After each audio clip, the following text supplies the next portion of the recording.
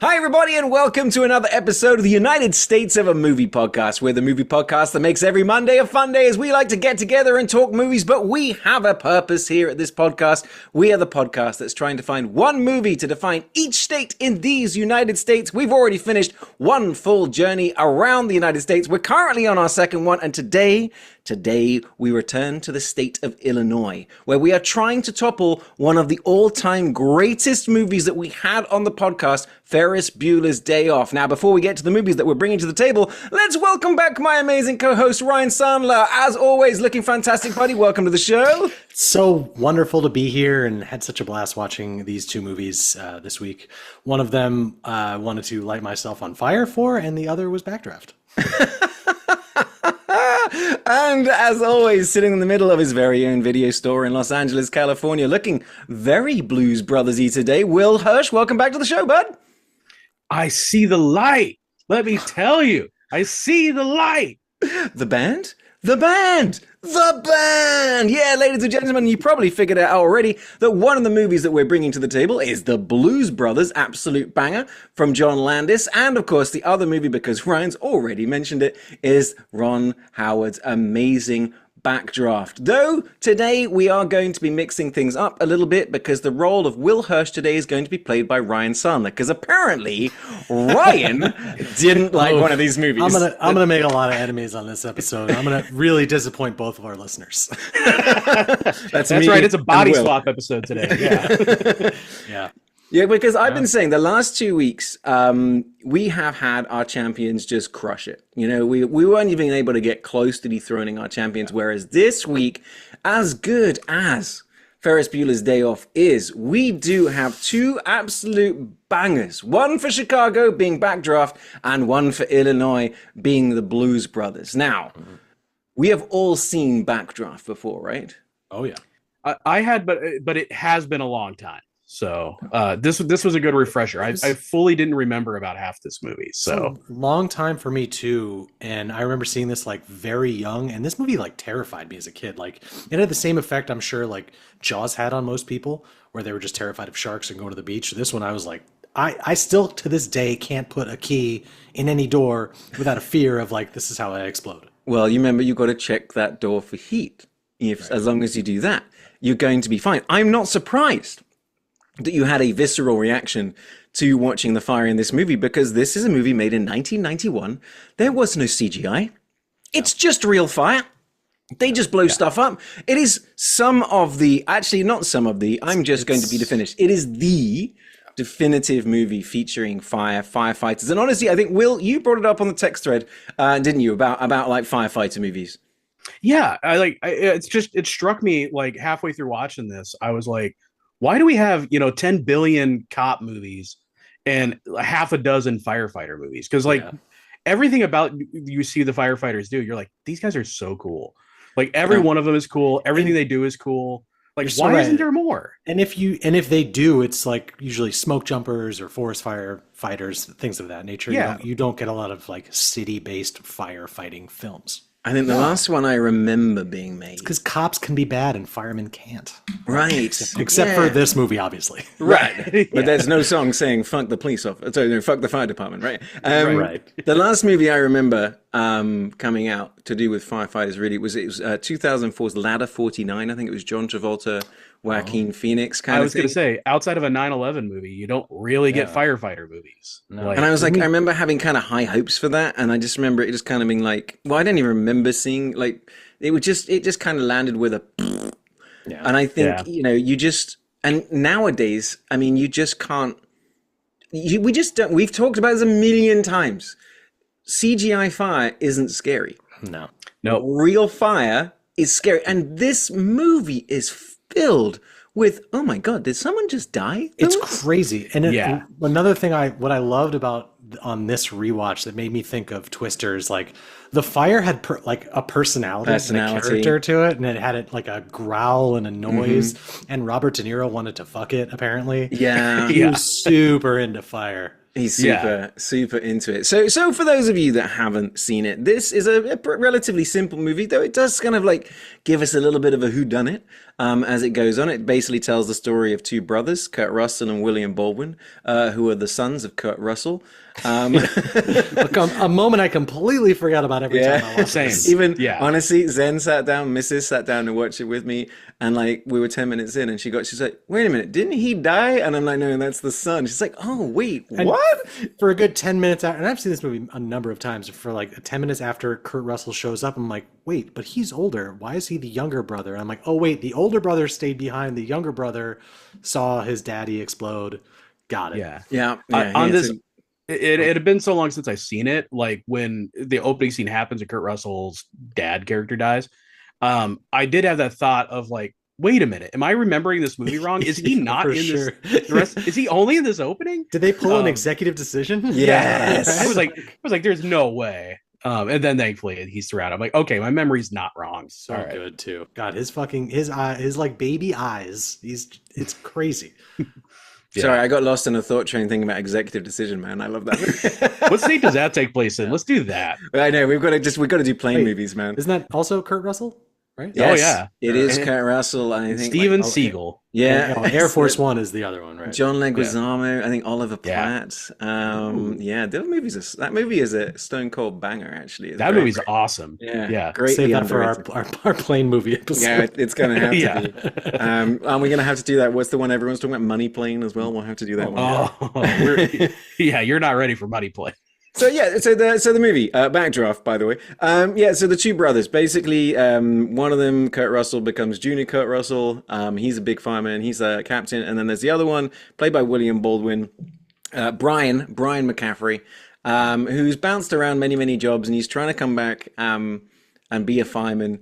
And I have seen this movie so many times, guys. I love this movie. This was one of my just like put it on all the time, feel good, love it, love cinema, love the directing, everything else. It's just, man, this is what movies are supposed to be. But today, watching it for the podcast, and I do realize that I'm like, what the fuck? Like, hang on a second. He qualifies to be a fireman. He survives as a fireman for a day. He goes off to be an investigator for 2 days as a fireman. Like, if you look at the timeline of the movie, which honestly you never ever think about, it's like 3 days. Right, it really is. It's wild. Like, he's qualified. He quits within 2 days. He goes to work for the other guy for 3 days, investigating this guy, and then he ends up being a fireman at the end. And statistically, a terrible fireman. Most of them don't seem to be great firefighters. You know, funny you should say that. Outside of the fact of William Baldwin and Scott Glenn and Kurt Russell and everything else, everybody else are actual firefighters. They all the guys. I was wondering that. Like, yeah, for sure. They put out a casting call. I was like, such a Ron Howard move too. I was like, these guys, they don't seem like actors. They're a little too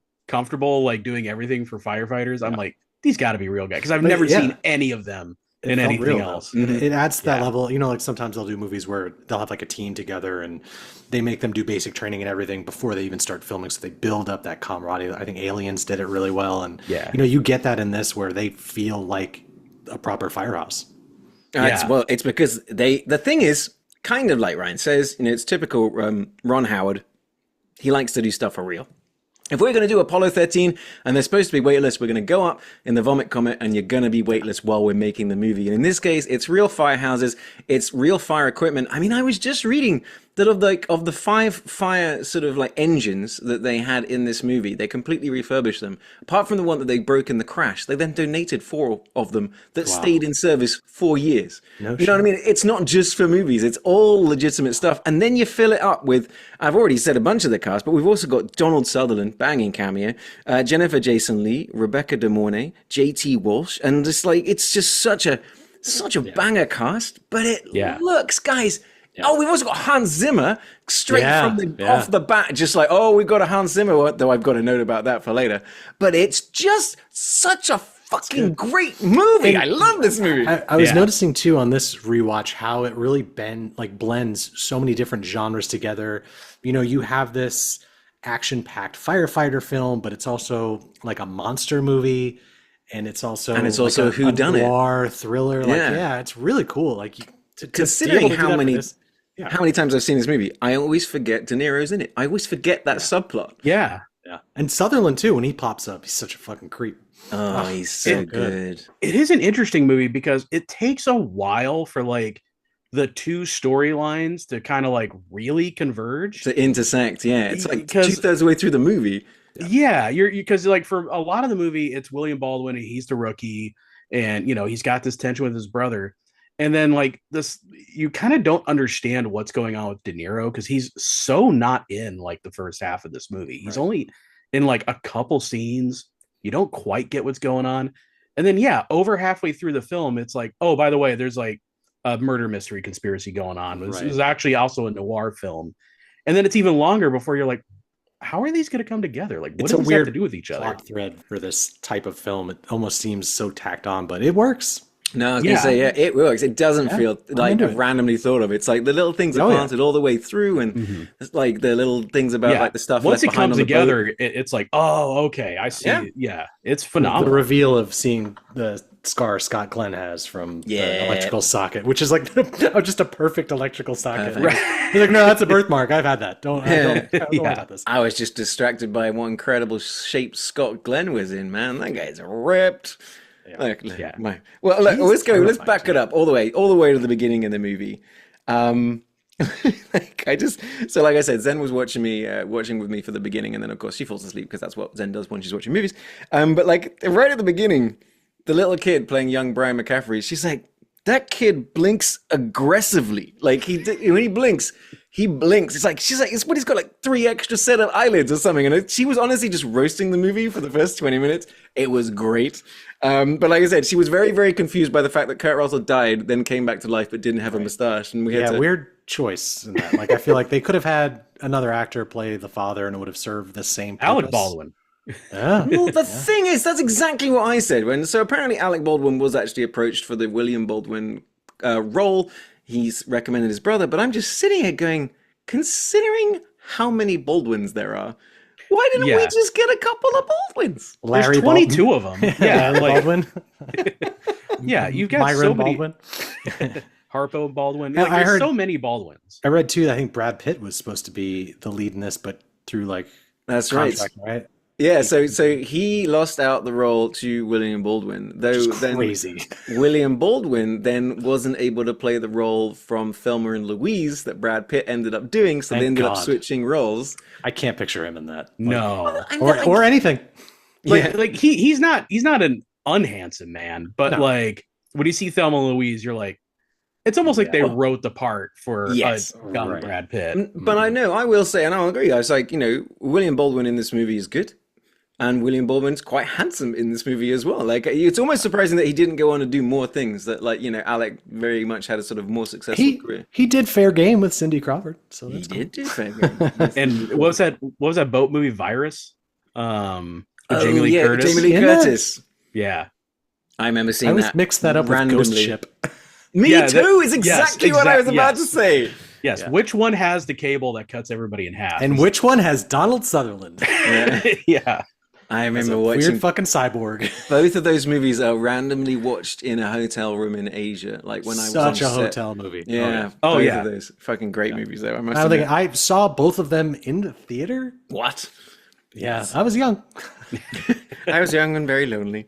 My first, one of my first notes, actually, so it's my third and fourth note. My third note is the first boom is just so cool. Like the first, the sort of the cut of the guy gets out the car and he walks up to the front door and just boom. And like you go, holy shit. And then my next note is, I'm just going to watch this movie. Like I put down my notebook. I go, I don't need to take notes for this movie. I've seen it a million times, but I haven't seen it for so long. I just want to watch it. I did, of course, pick it up because my next note just says, fuck CGI. Right. So right. It's This movie. Let's just blow up a fucking house. Yeah. But it's also just like, it is. I mean, when you get into the movie, especially once we get from that first warehouse fire, and I'm just watching it, and I just said to Mrs., I'm like, there's fire everywhere. It's in every shot. every other shot, every background shot, every external shot. Covering every actor. Yeah, but just from the sheer, just like, That's crazy. making a movie and then making a movie safely. I'm watching this and I'm going, how? And like some of those shots when the explosion goes over the guys when they're bent down behind the table, where there's shots with like which consume a person, and you're just like, stunt wise, it is top notch. Yeah.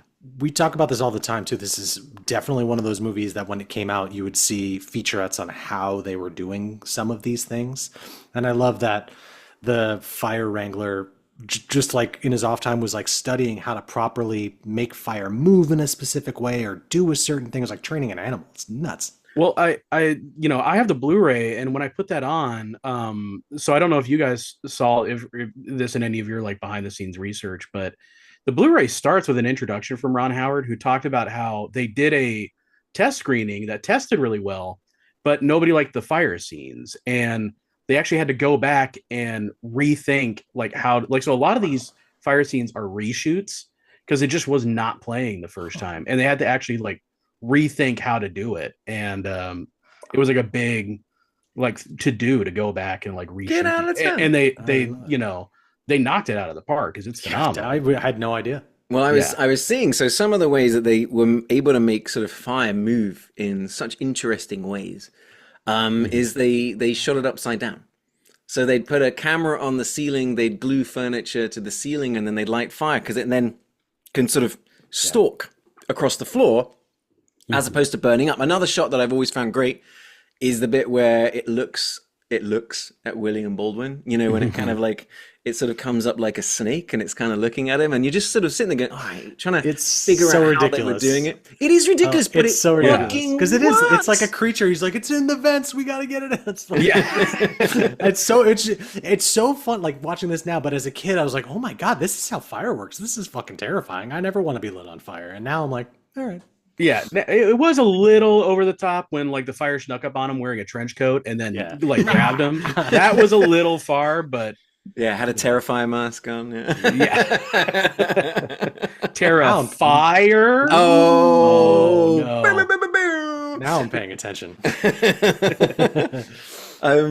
So like a part that like I remembering, and this is kind of what I'm talking about earlier about, it's kind of hard to keep track of how long things have been going on, is they start off and they have that first big fire, and then we get the Baywatch montage, which is like that sort of like minute and 20 long, like where there's music playing and it's just they're trying to get chickens, they're putting water over their head in slow motion. I'm even talking about they're playing volleyball, basketball, right? It would not have been out of place had they done that. Yeah. But that's what I mean, is I watch that montage and I go, oh, it's been weeks, and then we get back to the story and I go, oh, it's been a day and a half. It's the wet hot American summer. It's like, wow, it's really good to get all this it's work been done, an afternoon, and even if it's only a few hours. That sequence too, that was the one sequence in the movie where I'm like, just because of the music choice and the type of montage it was, that kind of really dated it. I mean, obviously nobody has cell phones and stuff, so that will date it, but like I feel like even most movies people can look past that. That was like the one section where I'm like,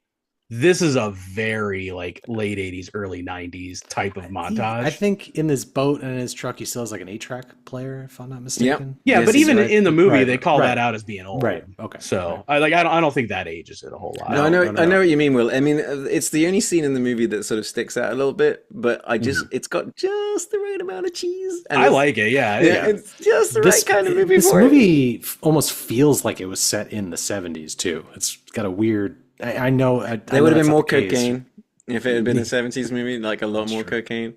And Chicago from the fire doing it. Yeah. It would have looked a lot more like a third world country as well. It had that kind of, you know what I mean? It just had that, the grime in the city, just that texture to it, had that feel. I thought it would add this level of authenticity. I also quite like as well, as something that, we did say that Ferris Bueller was very, very, very Chicago-centric. And even though this movie is set in Chicago, it's a different kind of Chicago. It's a lot more out in the suburbs. It's a lot more sort of blue-collar. It's people hanging around. So it gives a lot more sort of the flavor of a different side to what we were seeing, which is just like rich white people, which is basically what Ferris Bueller is about. Right. I was thinking about that during this, like, comparing it to because I watched this first, comparing it to Ferris Bueller. I'm like, you get that scene of them at the parade. They go to the restaurant, they go to the museum, but that's really kind of it. Like, you know, the rest of it is in suburban and like their house and everything. And Mm-hmm. whereas this, they're kind of all over. And then you get to the next movie and they're literally all over the fucking state. See that bit towards the end when they've got like the 2,000 firefighters all at the funeral. Had they cracked into a Beatles song at that particular time, you know, like Ferris Bueller, I think that's what was what was missing. Dankeschön. I think they definitely made up During for the it. same time. Yeah. Read the room, Ferris. Yeah, guys, please.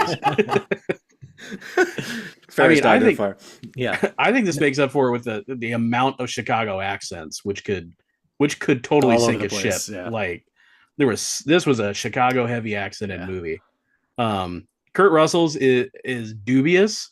It's funny that William Baldwin is not even trying. Right. But everyone else has got But Pacino's crushing, or excuse me, De Niro's crushing it. yeah. But he already played Al Capone in The Untouchables. right? Yeah. So it's like he's like, I'm just gonna do that. Yeah. Just a bunch of Irish firefighters. I love the where they just get together at that party and everyone's just like, let's just get drunk and fight. And it's like, oh, let's keep that stereotype going. Yeah. One thing I did like is that, like, kind of like what Ryan was saying earlier, is about the way they treat the fire like a monster. And like there was bits like the little horror bits. Like there was one where, like the way the door shut because I guess of the rarefaction or whatever, but then the way the door is bulging, you know, it's like it's this malevolent force. So ominous, yeah. Yeah, And they play that really well.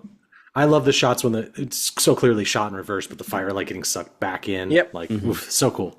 It works. Something else that works better than it honestly should. I guess the guy is a legend, but Donald Sutherland. Let's talk quickly about Donald Sutherland. He's the Oh my God. pyromaniac. That like, and you were introduced him when Robert De Niro goes to say he's up going to do pest control, you know, whatever it is that he says. But it's the bit where De Niro, so he's in Donald Sutherland is in the parole hearing, and it's when De Niro comes up and like it sounds like it's basically playing out the exact same scene as like Shawshank Redemption, and they're about to let this guy out, and De Niro just comes up and he puts that burnt doll down, and the way that Sutherland plays that of like, oh, it's like it's so mean, like but he can't resist. It's like, what do you want to do to the world? Burn it. You know, just burn it all. I'm like, dude. He just like switches, like it's crazy how quickly he flips. He's, you know, directing like that shot. It's just him talking directly to the parole board. De Niro comes in on his left, puts the burnt doll down, which he just keeps on him at all times, I imagine, just in case. And like you get this like creeping look up Sutherland, just his eyes, and they're just huge, and he just flips and he goes full psycho. He's like, oh yeah, I fucking love fire, man. I never really kind of picked up the parallels until I was watching it this time, but he's basically he is the Hannibal Lecter, Right. of the movie. He's the guy that knows fire, loves fire, gets fire, and To then catch a fire, you need a fire. To catch man. a fire, you need a fire. But again, it's like a part I forgot about, because by the time William Baldwin goes to like talk to him again, you've already completely forgotten about all of this because so much stuff has happened. So when he does that, you're like, oh yeah, that's right. He like needs him to get more information out of this. And something that I like as well, like Will was saying about it takes most of the movie before all of the threads come together.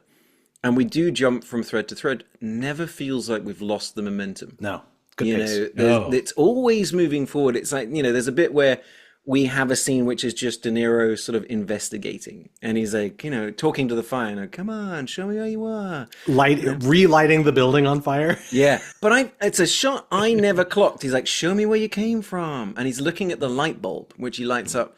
And then I only realized this time, is that the light bulb is only melted on one side. It is literally pointing him in the direction of the origin of the fire. Then I'm like, oh shit, that's like nice touch. You know what I mean? And it's all through this, man. It's like all these little things. It's really just, it feels so genuine. But at the same time, I was very like worried, like you were saying, like, hey, Robert's giving him a lesson on fire, but he. You know, if I was really into it. The fire is spreading, sir. Yeah. When the camera like pulls back, I'm like, dude, what are you doing here? Like, put this fire out. It's crazy. It definitely went 10 seconds longer than I would have let it go. It would have been funny if it just quick cut and you hear the sirens and all the buildings burn down again. They're like, come on, man, we were just here. What are you doing? I was making a point to the rookie. It's like I was talking to the fire.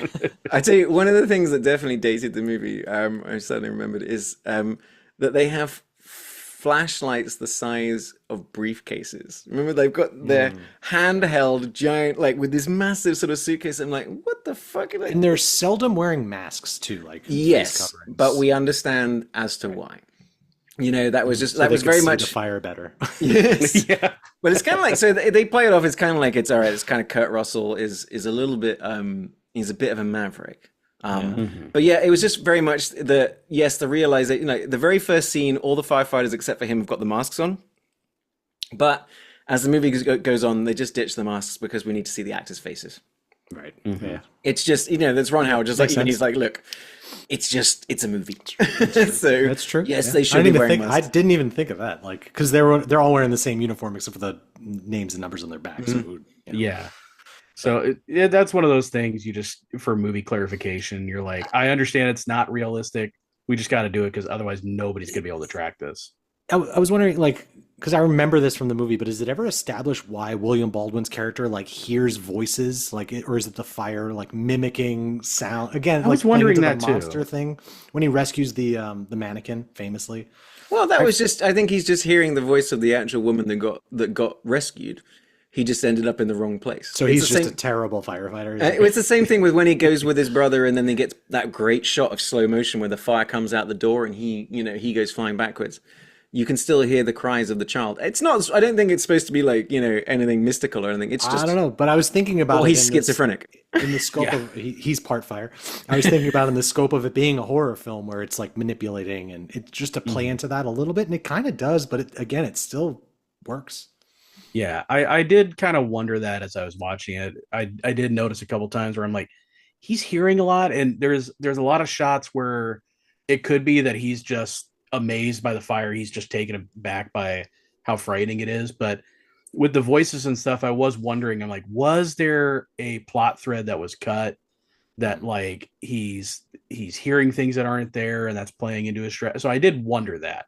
But it's so minimal that it could go either way. I could believe it's just adding that plot thread into this. The movie would have fucking toppled over it. Yeah, this movie is stuffed with plot and setups and payoffs. So it feels like the season of a show. Yeah, all these things. Yeah, no, you're not wrong, but it's not 7 hours long. Yeah, it's just an efficiently made movie, and it's like I wonder sometimes when I'm watching these shows.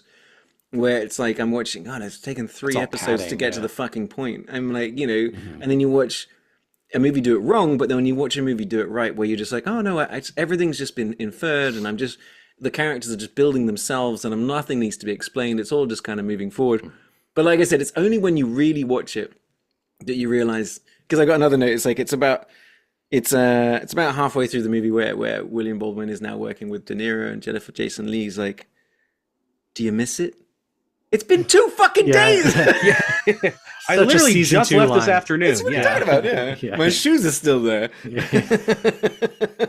Yeah. That's the only thing. Like I said, I've never spotted a problem with this movie until this time. And I'm going, well, that doesn't make sense. But you know what? Who cares? Yeah. Well, because then they throw in the romance with him and Jennifer Jason Leigh. Mm-hmm. I like that scene where they've got the sex scene playing out with the fire scene. Going back, that was actually, like I said, you know, sometimes people like, I mean, we're talking sexy. They're fucking on top of the fire engine. Yeah. Yeah. I always like that shot when you got her legs kicking in the air as she's trying to get her skirt back on. It's always quite funny. But yeah, I mean, like, you know, we've talked about the unsexiest movie of all time, Showgirls. You know, and it's like this one, I like that how they did it. It's like, okay, you've got this, you know, and it's clever. It's actually quite funny. It reminded me of the Naked Gun sex scene where it's like, you know, train going into tunnel and sort of like, but it's like they're obviously sort of getting down to it, and then it cuts to Kurt Russell just ramming doors open with his axe. Just a loose fire hose flapping around.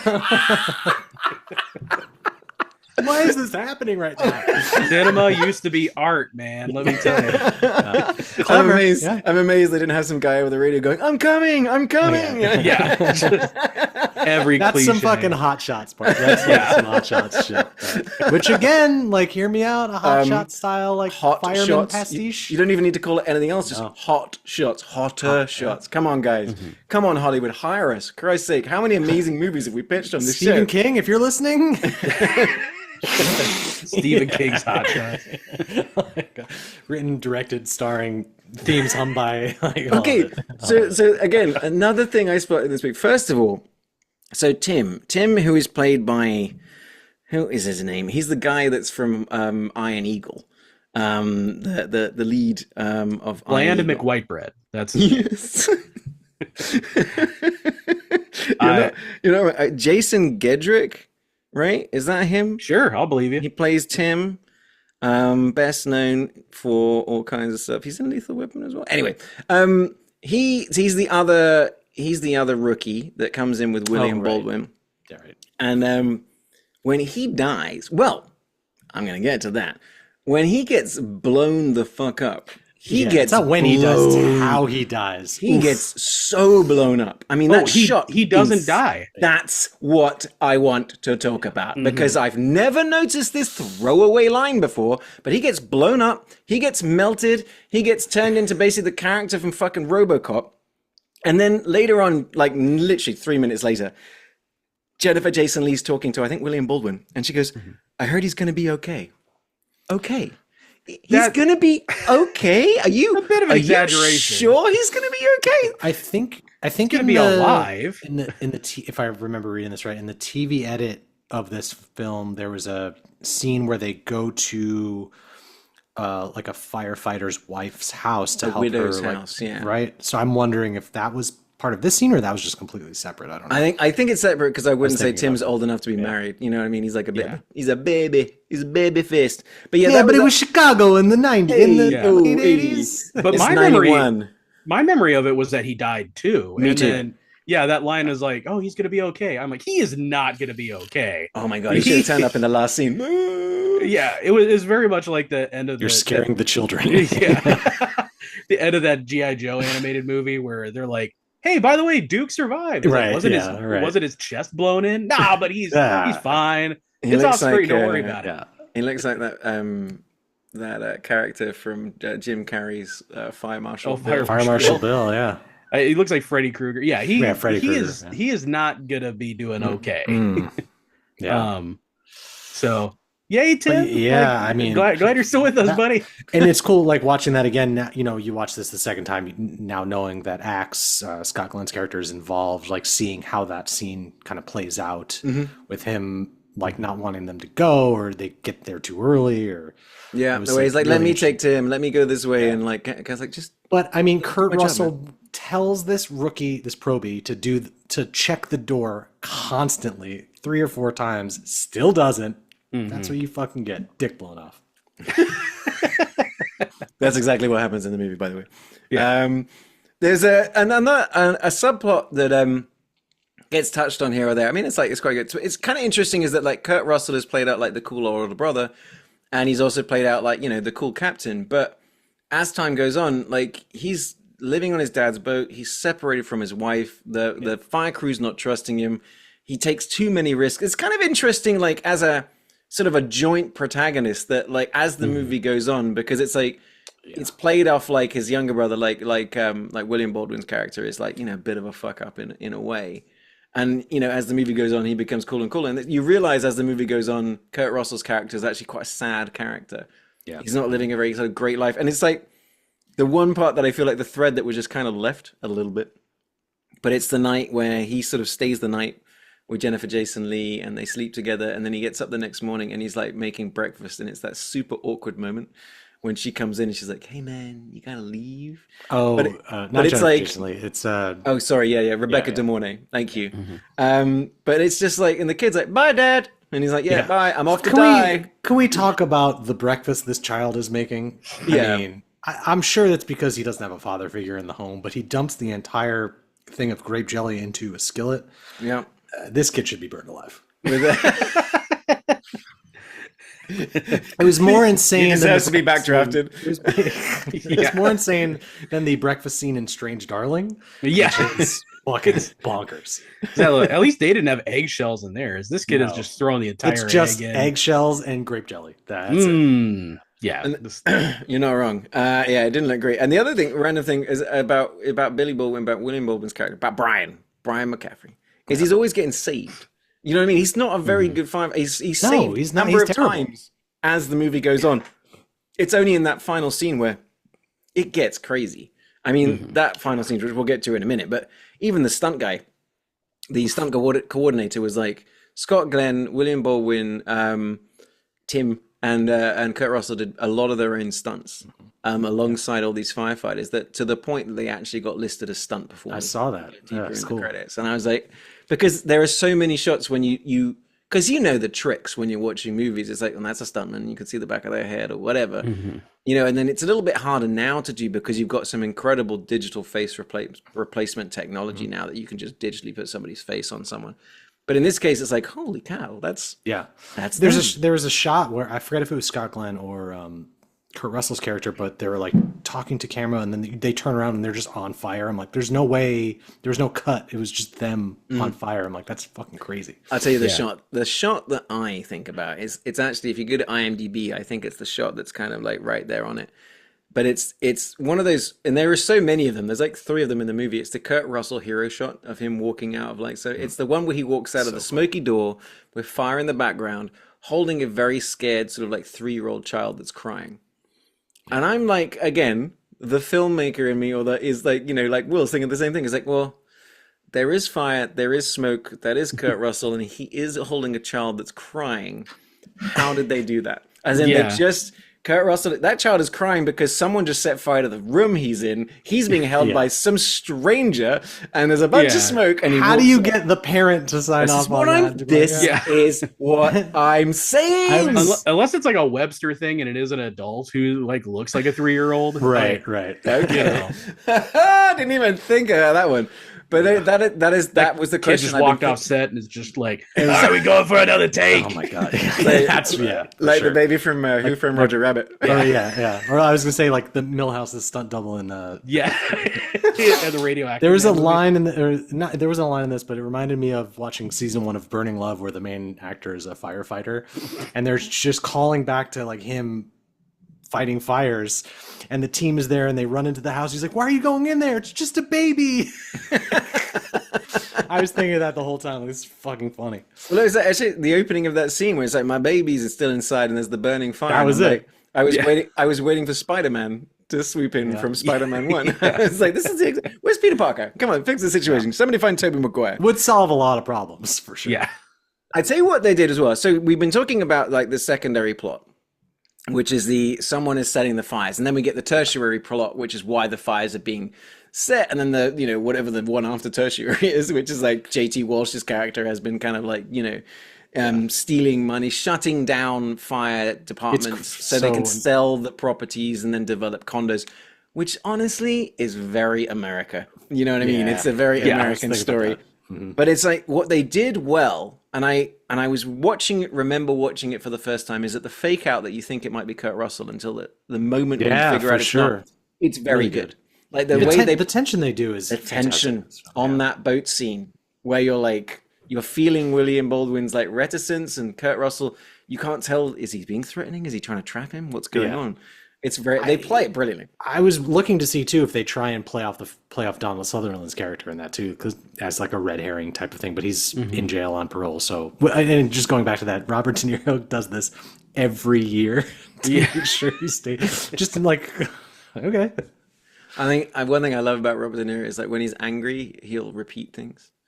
And it's like, is that before or after you realized you were standing in a pool of gas? Yeah. Is that before or after you? And I'm like, all I have written down is like, I never want to be chewed out by Robert De Niro. It's like from Casino when he's yelling at... Just exactly. Anytime he's in heat, it doesn't matter. If he asks a question, he's going to say it 3 times. Yeah. It's like he's going to get more and more angry every time he does it, then he's going to hit you with a baseball bat.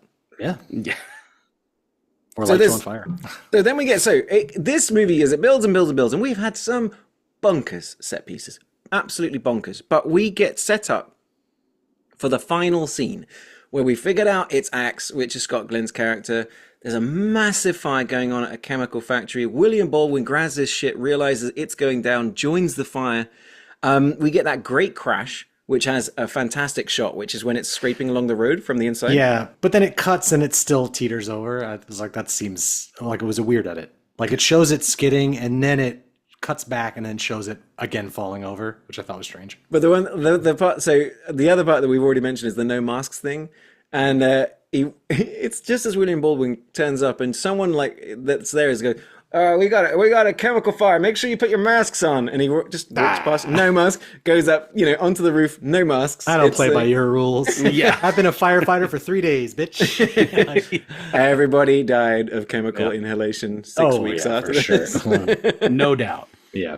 Yeah. But- I did think at the end. Oh, sorry. Go ahead. No, go for it, mate. I was just gonna say it was starting to crack me up where I'm like, they're literally going to the explosion factory, like where they're like, It's a Axis chemical chemicals from fire. Batman. Yeah, it's nuts. I'm just like, I'd let this one burn, guys. I don't know.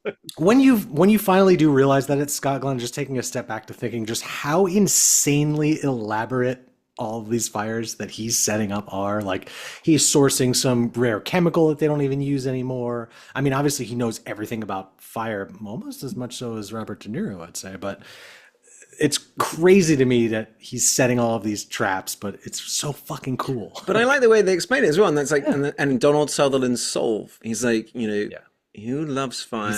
He's a who flamer. understands fire but doesn't love it. Yes, but he's like, he doesn't want to.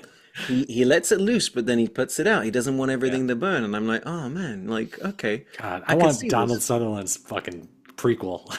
Yeah. Well, apparently there's a sequel. I don't want to get in that bit right now, but apparently the guy that wrote it was a firefighter, and it was based off one of his friends who died in a backdraft. Yeah. You know what I mean? So I'm so okay, this is fascinating where, it's why, like I said, they take certain liberties because it's a movie, but what they do incredibly. There's a bit, so we then get this part where Kurt Russell's facing down with Scott Glenn and William Baldwin turns up and we're on Axe fight. Yes, I've got what I've written down. I've got axe fights. Doesn't happen. No, it doesn't. We're on Don't know top, about that. and that's the thing, because we're on top of this building. It is exploding. There's a lot going wrong, and it looks like we're about to get an axe fight. And what I wrote underneath is John Woo would have done it.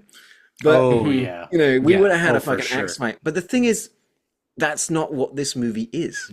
And then they didn't take the bait. He just puts the axe down. He's like, shit, I'm sorry, Yeah. But then what happens is some incredible shots of the caving of the roof, and oh god, it's so good that you get the bit of him falling into the elevator shaft, Yep. the water, and that thing comes and he jumps across and turns it off. and it's There's all no way. real. Yeah. I Yeah. just couldn't believe it, and that's what I've got. Is like it's just so tense that I'm like I was actually tension snacking. Dropped Scott Glenn 20 stories to his death. Okay, but let's talk about that shot. Let's talk about the Sick. shot of Kurt Russell hanging off the thing. Things Scott fucking Glenn. blowing up. Oh And my there's God. stuff underneath. That's what I'm talking about, guys. So you may have seen, I talked about it, I think, with you guys, that this was the first R-rated movie that then had an attraction at Universal Studios, which is I told you guys about when I was I remember 16.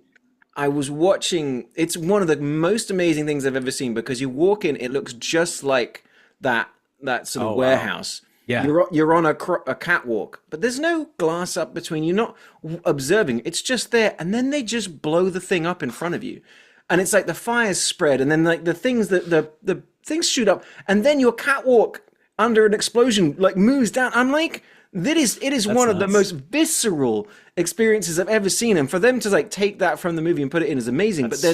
But in reverse is in that movie. That's what I'm saying. I'm watching that going, that's Kurt Russell. That's Scott Glenn. That's William Baldwin. There's a lot of fire. That's 50 feet. How the fuck are they doing that? It's incredible. Yeah. It's a crazy movie to base a theme park ride on.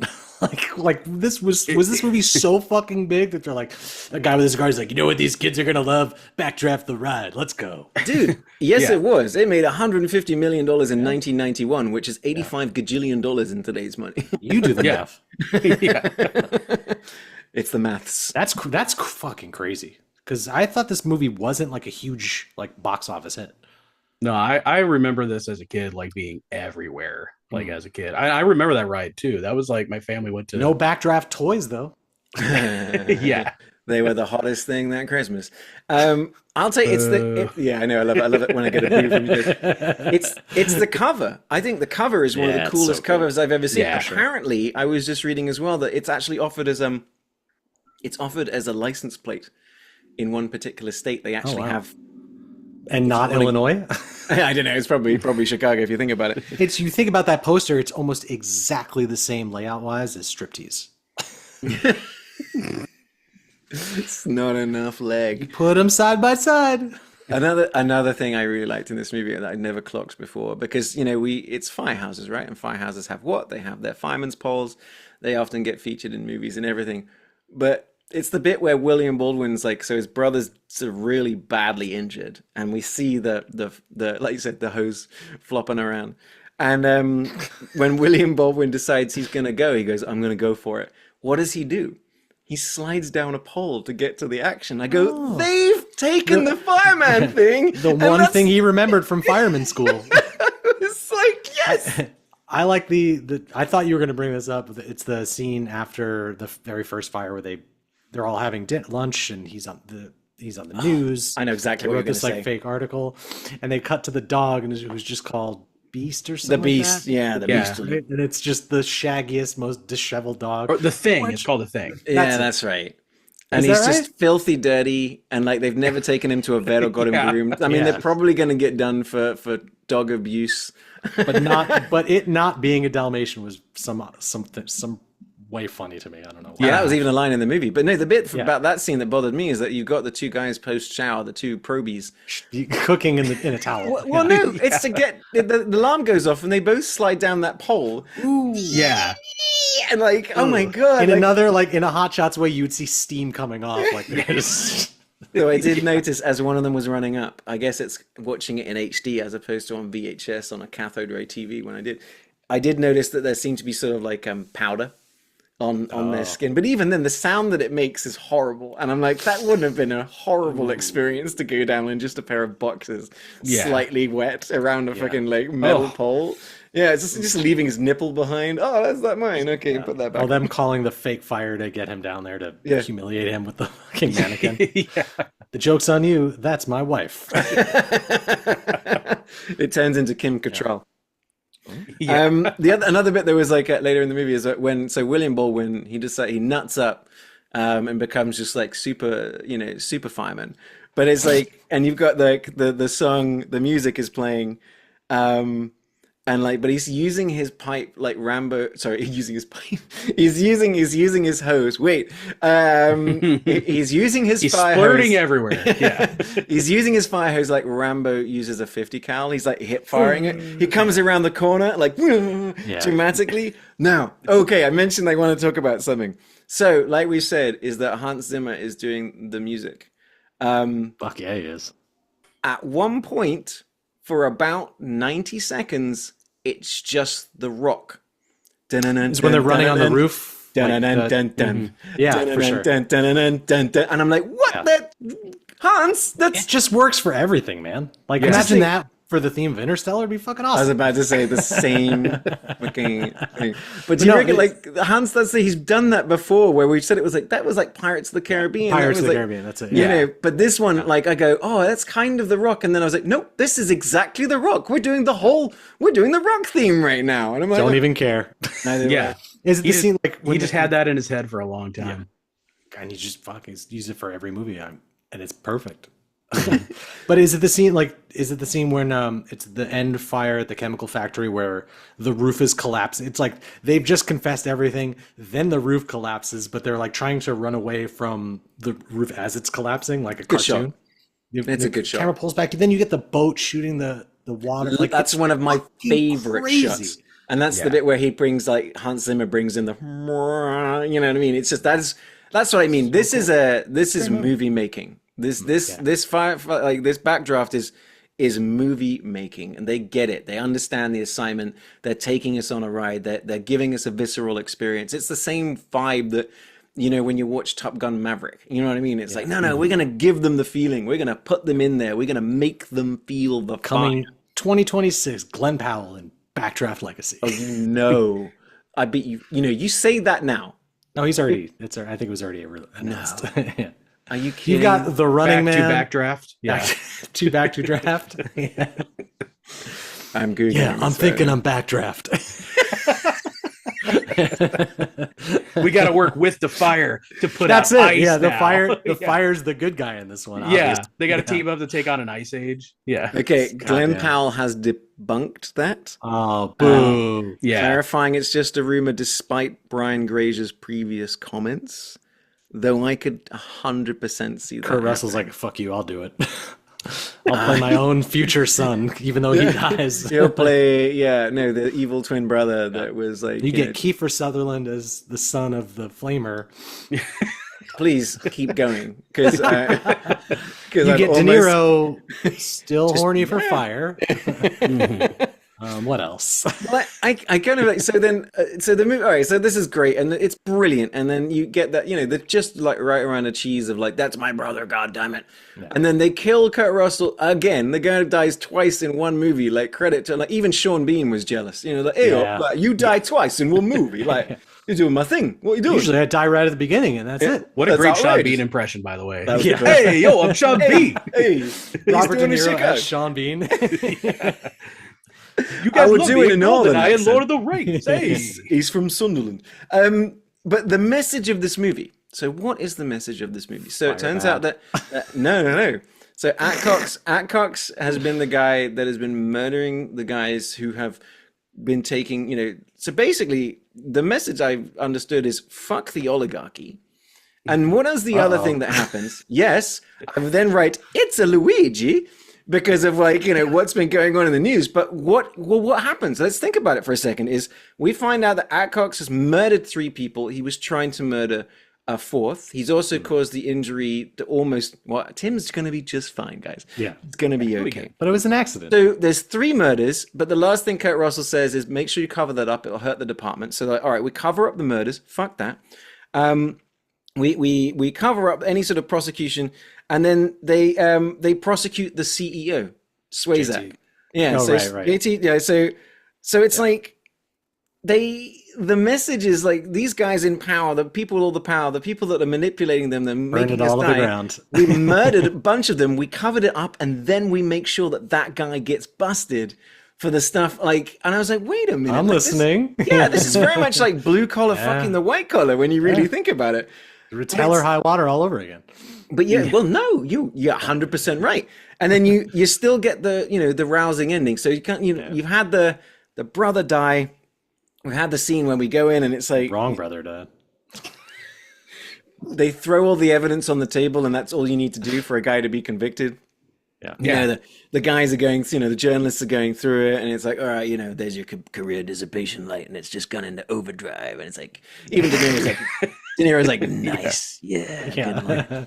But we get that rousing ending. That was so like, cool, yeah. It is so cool. RoboCop ending. Yeah, but we get the Billy Baldwin like decides to go back being a fireman. He's there with the Proby, but we just get that sort of like, again, the music's going. Hans Zimmer's nailing it. We've got those great shots. There's nothing more beautiful than American fire engines. They're stunning. They're chrome and red. They're gorgeous. It's like, You're just cool. Suck it, England. yeah, no, they're right. England's are so shit. You know what I mean? It just rains all the time. There's no fire, except for that one time where all of it burned out. Yeah, yes, sir. That one time in London. But that's only because all of England was made of straw. They've learned their lesson since then. Yeah, we built it out of bricks because the big bad wolf, he came by trying to blow things down. That's right. But even like for me is that the last shot, you've got this fire engine going along the main road. It's leading all the way to Chicago in the distance, but you got the nice touch of smoke in the shot. 10 blocks down the way, there is a fire. They didn't. You're like, all right, funeral's over. We got to go back to work. But just that touch. That touch of, guys, this is the shot that the credits are going to go over, where the fire truck going, and it's like, okay, well, look, can you go and set a fire 10 blocks down so that we've got smoke? It's not already one there. It's Chicago. It's always on. Yeah, maybe it was just a coincidence. Yeah. But like, top to bottom, left to right, this movie I think is just. I mean, it got 3 Academy Award nominations: sound editing, best visuals. The sound was so good. Yeah. I mean. Prosthetics, like seeing that dude all crispified was fucking horrifying. Again, seeing this as like when this came out, I definitely didn't see this in theaters. I was too young, but I remember seeing it like on VHS or something, and it was fucking terrified me, man. I just know this is one of those movies I picked up with, like we talked about before. It was the cover of the VHS the first time I picked up, like going, well, that looks like a movie about fire. It was Here I go backdrafting again. God. But seriously, I mean, I put it like, and I know this is gonna like trigger Will. It's not gonna trigger Will, but it's like I put it. It's the fire version of Twister. It's like it's a bit more full on. Like Twister's very much. But I give It's this still so much smaller and contained within this city versus Twister feels, because it's all like outdoors and it's all weather based instead of elemental. I think it just has a different, more claustrophobic feel to it. But this gives me every thumb up I can give it. It's a multiple thumbs up. Though I am reading here that the Blu-ray that Will was talking about has 43 minutes of deleted scenes. There's a lot. Yeah, it's a full basketball game. Yeah. Yeah, that's all it is. It's William Baldwin rescuing more mannequins. Like, he's like, dude, you gotta stop. You gotta stop right now. He rescues a mannequin in every scene. I see why they cut it. Yeah. That's where they got the idea for Mannequin 2 on the Loose. Oh my God. There we go. Yeah. But like this is when it comes down to it, like I said, we talk about this now on the podcast as movies that we would recommend. If you are one of the few people that haven't seen Backdraft, or if, like us, you're someone that's seen it but haven't seen it for a while, it's such a satisfying watch. Yeah. It's such a popcorn movie too. Like it just captures that kind of late 80s, like very early 90s feel of this action film, but it's got that Ron Howard polish to it, where it's also kind of a dad movie. Yeah, like, and that's you're really right. And actually, let's talk about that for a second. Is because it's 91, but you were the one that said it earlier about the I think one of you about the timeless nature of it. Yeah, but it's the way it's shot, because it doesn't look like an 80s movie. It doesn't even look like a 90s. It looks just like a really well shot movie. Yeah, there were parts where I was like, oh, this looks like Michael Mann's Thief. Like some of the when he like pulls up to his house and you have the track overhead and it's raining, it just has that like grit to it. Everything now looks like, I just watched the Superman trailer. I'm like, everything just looks way too polished and clean. Oh, and no spoilers, but I've had to stay off the internet. Like, there's nothing I can open today that isn't trying to ruin shots from this new James Gunn. He dies in the trailer. But like, so as you know, my missus, like for her, she's like, my Superman is Henry Cavill. She's pissed that he never got like to really. Mine is Ben Affleck. I love Ben Affleck. But is that even as like. She's been resisting every time I've mentioned, oh, this guy, David Corenswet, oh, it's James Gunn. I mean, it's interesting stuff. Oh, she's like, nope. And I was like, all right, baby. I texted her, I said, oh, the trailer's come out. And then she just texted me back like 5 minutes later. She goes, fuck. I go, what? She goes, it looks really good. He's like, it looks really goddamn good, but damn it, it's not Henry Cavill. And I'm like, all right, baby. I'm fine with it. I'm totally cool with no more Cavill. I'm, nothing against the guy, but. You mean just as Superman, or just at all? You're like, you're done. He's put into the Will Ferrell bucket. I think he made a great. He made a great. He made a great Superman. You did. He made a Superman. Man. I like the way he played. Like Zen was talking, he not played handsome enough for you. Well, that's the thing. He looks like you just ripped the character out of the comics and brought him in real life. But then you get past that, and then I'm just like, I don't think he has the juice. Yeah, I think Christopher Reeve brought some different, like... Christopher Reeve is the Superman. Yeah, he is the prototype, the prototypical. Yeah. He is perfection. But especially when you compare, like, even the new guy on the show, Tyler Hoechlin, like, it's just miles above really? Like, Henry Cavill. I've heard very good things about that show, actually. Show's really good. I like it. But like I like what Henry Cavill did with like when he was playing Clark. And funny enough, it's weird, like because the guy is like Captain Handsome. But the thing is, he didn't used to be like when he was at school. He said, "No, I was like the chunky kid that got bullied, and I didn't have any friends. That's why he's really into Warhammer." He was the kid you bullied in boarding school. Yeah.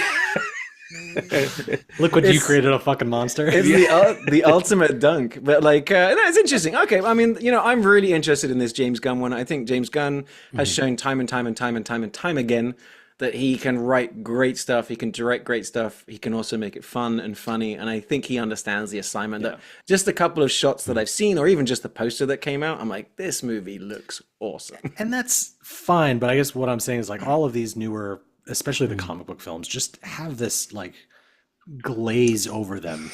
There's a sheen. That's just, it feels empty and soulless a little bit. Actually, compared to Backdraft, where you have, it's completely practical and it's lit properly and shot on film and it just looks fucking great. I watched a great YouTube video talking about that, exactly what you're talking about, Ryan, which is like, why do today's movies all look the same? Why does it all look so clean? And then it was talking about how The Batman is one of the best shot, best looking movies that's come out for decades, because it's just, they've dirtied up the shot.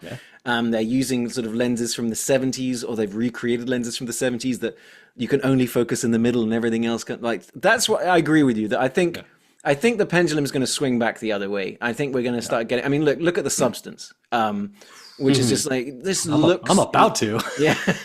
But I think people are kind of getting that message of, everything's too 4K, everything's too HD, there's too much CGI. Let's go back. Even, and I love Christopher Nolan, don't get me wrong, but like, once that sort of, the Batman came out, when you go back and you're looking at the Nolan Batmans, it's like, it's just very clean and very, it's just very efficient. And it's, I'm interested to see where it goes. But like I said, I haven't seen the Superman trailer. But let's talk about another movie that is filled to the brim with practical, filled to the brim with just real dirty, on location craziness and everything else on top of it all. Let's talk about 1980s The Blues Brothers, directed by John Landis. Starring and written by, Dan Aykroyd wrote it, but he's got John Belushi as well. The interesting thing about this that I've really learned about this time is that for the longest time, I kind of assumed that it was an SNL thing. Not so much. This was a band they started on the side. Oh. They supported Steve Martin. They really got John they never Belushi. did an SNL bit on that? They did, but it's not like it was created for SNL. I didn't know that. So when Steve Martin was on the show, they were the musical guest because they'd been on tour with him. But I was like, so it's not a Saturday Night Live movie. And I think you get the feeling for that pretty much from the get-go. Now, Will, you teased at the end of last episode that this movie is very, very conducive to your existence. Yes. So why don't you tell us why? Yes, this was my parents' first date, was going to see this movie. And apparently the way it even happened was my dad and my mom were working at, I want to make sure I get this right. I think it wasn't Swenson's. It was an ice cream shop is where they met. So I also owe my life to ice cream. So that's where they worked together there. And my dad was just like coming in for some reason and just asking the entire staff, like, hey, I'm going to go see Blues Brothers. Who wants to go with me? And nobody else wanted to go. But my mom was just like, oh, I'll go. Because she had a crush on him and my dad was clueless. And so that's just accidentally how they ended up going on their first date to that movie. And thank God it was funny and they found it funny. And it was like a real kind of like connection experience for them. That's cool, man.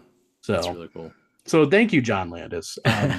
Not so much for the Twilight Zone movie. Everything else you did after that is suspect, but at least this movie, thank you for that. So this movie is one of those ones that I, as a young kid, as I've talked about, I had like a collection of hundreds of VHS tapes, most of it being stuff we've recorded off the television. And there were some movies that I just hadn't gone near. One of them being The Shawshank Redemption, until I had literally nothing left to watch. And I was like, all right, I'll put this shit on. Greatest movie I've ever seen in my life. Just blew me away. Crap? Yeah. But Blues Brothers was another one of those movies that I'm like, I don't know. I mean, okay. And I think I can't remember if I said it on the show, but I told you guys in the text thread that the first thing I actually experienced about the Blues Brothers was seeing it in the West End, when I saw a live show that my dad took me to, and it was just so toe-tapping and just so like, oh man, this is super fun. I think I'll watch the movie. And the movie is amazing. I'm sorry, I love this movie, but like it's so good and so random. Yeah. And just, but at the same time, considering what I think is, it's like, wow, what a cool, tight story. I heard that Dan Aykroyd turned in like a 340-page script. How Like- unusual for him. Like, my God. I feel like that's every movie he writes is like, yeah, originally it was going to be a post-apocalyptic, blues Mad Max story. And then someone said this costs $800 million. We're not doing it. It's like, fine. What if they're a band and they just tour? But it was like, apparently, so John Landis was the one that kind of like put the script down and made it like workable. But it is, for those of you who don't know, it tells the story of two brothers, the Blues brothers, Joliet Jake and Elwood. Jake's getting out of prison in Illinois, and they need to get $5,000 to save the Roman Catholic orphanage where they were raised.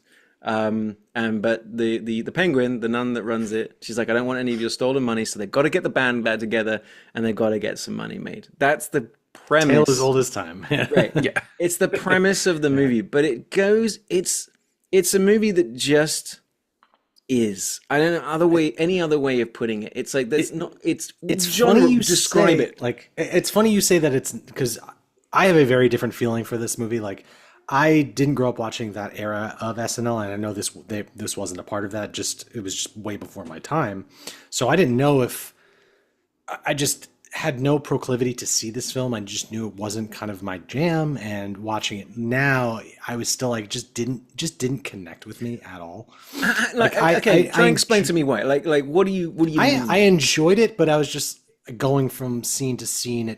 I don't know, it just did nothing for me. Like, it's an oddball movie. Like, yeah, I think I will say, I was maybe expecting the humor to be more in line with like a Naked Gun, but it's a pretty, for as bonkers and bombastic as it is, it's a pretty serious kind of thing, I guess. They kind of play it straight. They're not playing it for laughs, even though it's funny. Super dry. Yeah. It's for as wacky I love, as like the scenarios are. But it just felt like, I felt like I was watching just it's so funny. I thought this was an SNL bit that was turned into a film. So I'm watching and I'm like, they're just going from scene to scene, like just putting these two guys in different situations and having everything blow up in their face. Like, oh, we go to the nun, like that shot of them going to the school with the nun, like up the stairs. Awesome. Like, I was like, John Landis should do more horror films. Yeah. Like, really cool. I love the way they position the right at the by bottom of the stairs. The fucking 15th car blowing up. I'm like, all right. Well, that's what I was like. I was interested to see, because I was like, oh man, yeah. Come on. They destroyed over 100 cars. There's funny bits. There's parts that I thought were very funny where I had sensible chuckles, but I just didn't grow up watching this film, and it just watching it now just didn't. I don't know. It didn't strike a chord. The bit where Carrie Fisher shows up with a fucking RPG and blows up the front door, and they just walk. I'm like, what is going on? Like, yeah. That's what I mean. Like, the tone is way too straight for how insane everything is going on. I love it. Yeah, that to me was like foundational to my sense of humor. The fact that like Carrie Fisher keeps trying to assassinate Jake. And it, like, blowing up buildings and stuff, and then they're just unfazed. Yeah, just like, oh, we're late, we gotta go. Then he begs her in a fucking sewer, and then you never see her. You never see her again. Yeah, no, he kisses her, throws her down. All right, we gotta go. Oh, we got here. Okay, we're getting way ahead of ourselves. Let's back it all the way up to the beginning. Yeah. So it's like, So John Belushi, he's just amazing in this movie as well. I mean, that opening of him going through the prison in Joliet is really cool. Yeah, well, so we have the opening shot of a very industrial Illinois, which I wrote. It looks like London in the Industrial Revolution. It was giving me like Blade Runner, like original Blade Runner. It opens like Blade Runner. Smokestacks and flames shooting up. I'm like, this can't be good for the environment. They gotta stop doing this. And then my next thing, I was like, wow, America is such a third world country. It's my next note. But then it just says, oh yeah, I love this movie. And it's just like, and then I was like, oh my God, the music's great. And then my next note is like, I remember going in blind as a kid and immediately vibing with this movie. Like, it was a strange opening. I don't know where it's going. Then you get the brothers meeting. Then we get in the car. Then we get the jump. And it's just like the banter between the brothers. Where's the blues movie? Where's the caddy? I swapped it. You swapped it for this? No, I swapped it for a microphone. Oh, I can see that. Okay, like the bit with the cigarette lighter is cool. Where he throws it out the window. We got to fix that. There's little glimpses of like this statistically should stack up and be like my ideal movie, but for some reason, maybe I've seen too many things that have like borrowed from this, and then going back to the original just didn't stick for me. God, it's so crazy because I was just riding the wave of this movie today of just like it's been such a long time, but it was like, oh man, I haven't put on this suit for years. Oh, it still fits great. Oh yeah, you know what? I love this suit. I'm gonna go out and just wear this suit all day. And it's like, Will, by the look on your face, you are kind of vibing with me on this one. Oh yeah, I mean this is I've seen this movie so many times. Like I said, a lot of stuff in this movie is foundational to my sense of humor. Driving through the mall, and Yeah. where they're just crashing and everything, and again, no It's reaction, ridiculous. just like It's so fucking ridiculous. yeah, it's like this This mall mall has has everything. everything. But yeah, like there are like lines that are delivered. I'm like, okay, that's like I get that. That's funny to me.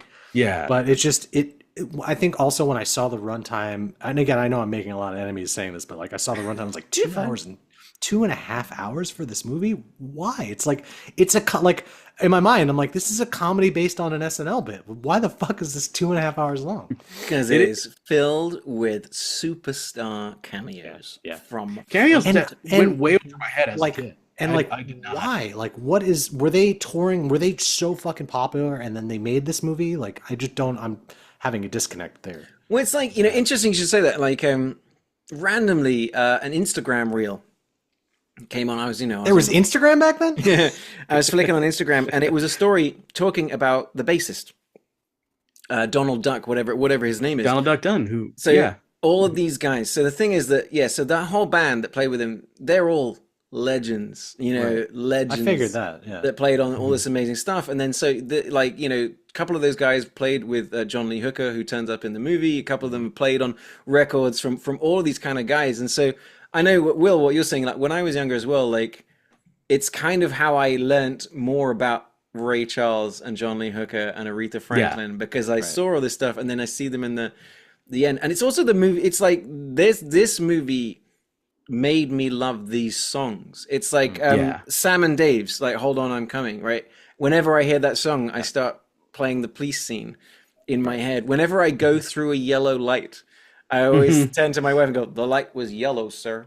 You know, it's just like Whenever you jump over a drawbridge. yeah, exactly. I like to, you know, run over Nazis, but it's like we've got Cab Calloway, you got James Brown, Aretha Franklin, Ray Charles, et al. I mean, it just goes on and on and on and on and on. And there's a lot of people I didn't recognize too, but I'm like, anytime they would show someone's face, I'm like, that's probably a famous musician or something, like, right? They just the woman they cut know. to twice while James Brown is performing is Chaka Khan, I believe, as well. That never really kind of got addressed. But the music is so toe tapping; it gets me immediately. And then, like, you know, the juxtaposition of this cool music playing, and then, like you said, one of the coolest, like, just driving through a mall car chase scenes. And I mean, is anybody else noticing that a lot of these people, like, so apparently they were stunt people? They did not look like stunt people. They looked like people had, can I be in the movie and not die by being hit by that car? I think I looked up, this had the Guinness Book of World Records up until The Matrix. It was like 130 cars were wrecked. So yeah, it was 2 years. One before. 2 years after the Blues Brothers, another movie wrecked more. But then that instead, until they did 300 or something. I was thinking like used cars. I'm like, I haven't seen this many like proper like, you know, practical car destruction since used cars and or the Wraith. Yeah, well, there was one part, like, you know, the one of the cars, the police car, crashes into a store, and one of the stunt people runs into the camera, like literally, like bumps into the lens while they're trying to not die. I'm like, did they find like an abandoned mall? Did they build this? Yes. The whole time I'm like, what? How are they doing this? So they found an abandoned mall, and they started refurbishing it for the movie. Then rumors went around that they were going to be reopening this mall. They trash it. Just to get people to go so they can drive through the cars and have it all real. But then apparently there was a lawsuit about how they never returned it to its original state. Awesome. But the filmmakers were like, that was never part of our agreement. Which reminds me of, I can't remember if I've ever They told left this all story. the cars there. It's a really quick segue. But like, if you've never heard the story, it's a good one. Full Metal Jacket was set in Vietnam, famously shot in London. Shot at the London Docklands, which is where, you know, Canary Wharf and all the major banks are nowadays. Now, go back, that was the Docklands, as in there were a bunch of docks. And so they were going to demolish it because they wanted to redevelop the area. So they went to, oh my God, who directed? Stanley Kubrick. Stanley Kubrick was like, look, I want to shoot this in sort of city-scape. We want to blow a bunch of stuff up. So they did a deal with London. So they shot all the Vietnam scenes in London. They blew the fuck out of it. But they left it because London made no deal about them having to clean it up. And so loophole. That's exactly just classic. Like Kubrick, son. A bunch of people with tea just going, wait, are you going to clean? Are you just going to leave? Nah, okay. you got it. So that's a classic one I always remember is like, they were like, yeah, you made a deal that we could destroy. We never said we're going to clean that shit up. That's your problem. Bye. Deuces. Check it out at the Oscars. Who'd have guessed that a John Landis movie would be unsafe and Dude, I couldn't believe it. I had that thought at least 5 times during this movie. Like even you watch like a Fast and Furious or something, and like they don't like. You would think many years later that the car chase sequences, and as great as they are, like this has so much more fucking weight to it. Mostly because the cars are all fucking squared boxes and super heavy. But my God, like they just kept going. I hate to say to sound like this, but I was getting bored of just how much destruction I was injecting into my eyes. Oh, as a kid, I loved it. But then you got the great music playing during it. But then, like, let's bounce around. We're going to continue bouncing around. But like, on the subject of this sort of the car stunts is later on. So I'm watching it like again today. It was very, what's the French Connection? Like they're using great usage of Chicago streets. They're using great usage of the L. But I saw again, I was like getting into sort of doing a bit of research because there's like one shot where the car goes by absolutely fucking flying. Yeah. And it's not sped up because you can spot that. And so they said they did 2 takes of that. So they said they got up to 113 miles an hour or something like that. And they went straight through. They got special permission to do it. In fact, when I say they got special permission, because you'll notice that when we get to the end of the movie, they're using actual buildings. They're using actual squares. They've got 10,000 extras. They've got every police officer, all the National Guard. They've got 3 helicopters. They crashed the car through an actual lobby of this building. Apparently, it's like a 6-star wanted level in Grand Theft Auto. Yes. That's the only way I can quantify. Funny you should say that. Because apparently it's because John Lennon or the movie people basically were working with the mob. They got the mob to help get permission to get certain scenes. And so, you were joking about like Chicago and joking about like, De Niro from The Untouchables. But apparently, there was a bit of a mob connection to this movie getting made, which is why they have such incredible Does it get more Chicago than that? I agree. That's the most Chicago thing I've ever heard. Sean Connery is rolling over in his grave. The most Irish man who ever lived. So, like, all right, you mentioned Carrie Fisher turning up. Just young, gorgeous, so just amazing, funny Carrie Fisher. A complete unknown at that point. I think, this is what, 1980? Yeah, she's been in Star Wars. That was the joke. Yeah. But like, she turns up with the bazooka, blows that shit up. And I love that it's because, I don't know, this might be too deep a cut for either of you, but it was the sound effect of the lasers from Battlestar Galactica, the TV show when I was growing up. I was like, I know that sound effect. But like, the bit that I was like, just before it was about to happen, I was like, oh yeah, I remember this moment. It's the moment where Carrie Fisher turns up and blows the whole building up. Just as John Candy. John Candy's in this movie. Yeah. They're about to, with the cops, they're about to knock on the door. As they do it, she blows up the building. Cuts to, I'm going to assume, incredible miniature work of the front of that building going down. But it's the shot that I've never really figured out is... Them crawling out of the bricks. No. When it's collapsing. When it collapses, there's the set. The floor falls out, down they go, through come the other guys, and I'm like, that's the thing. This movie has so many things that it often gets overlooked. But I was like, that is insane. Only thing it didn't have was Hans Zimmer's swelling score. But yeah, I know the shot you're talking about. It's like back up. It's pointed at their front door in this like closet, and the thing explodes and the floor cracks. Everybody goes through the floor. And then they emerge from actual bricks is what it looks like. Like I was looking to see. I said the same. You can tell the weight if it's like styrofoam or something. Yeah, because they'll bounce and stuff like that. And of course, they've got the sound of the bricks. Now, that's just added as a Foley artist. Yeah. But I had the same thing that Ryan is saying. That I'm watching that going, I think those are real bricks. And there's five or six actors crawling out of this rubble. Yeah. It's crazy. Yeah, it's nuts. This movie is, it's another one, like, for example, when they're in the country and western bar with the chicken wire, and I'm like, the sheer number bar of... from Roadhouse. It's definitely the bar from Roadhouse. Yeah. But yes, all of that sugar glass that's being shown at them, thrown at them, but even then... It's like... In their face. Yeah, You can still take an eye out. And I was- Stephen King. So confused, like even when they start performing songs that the audience likes, they're still throwing bottles at them. Yeah, That's just how they show their love. Yeah, exactly. Yeah, they managed to, and this is like, again, I think, and this is what is going to make Blues Brothers a very strong contender, because it's a lot of like Illinois references. Like they get their police cars from Mount Pleasant or something like that. Every time they mentioned a place, I was Googling it. I go, that's a real place. That's a real place. That's a real place. Though I did find it interesting that they managed to find like the one bar that had everyone from Texas in it. I was like, are there cowboys in Illinois? Like, I mean, we know there's Nazis because we met them later.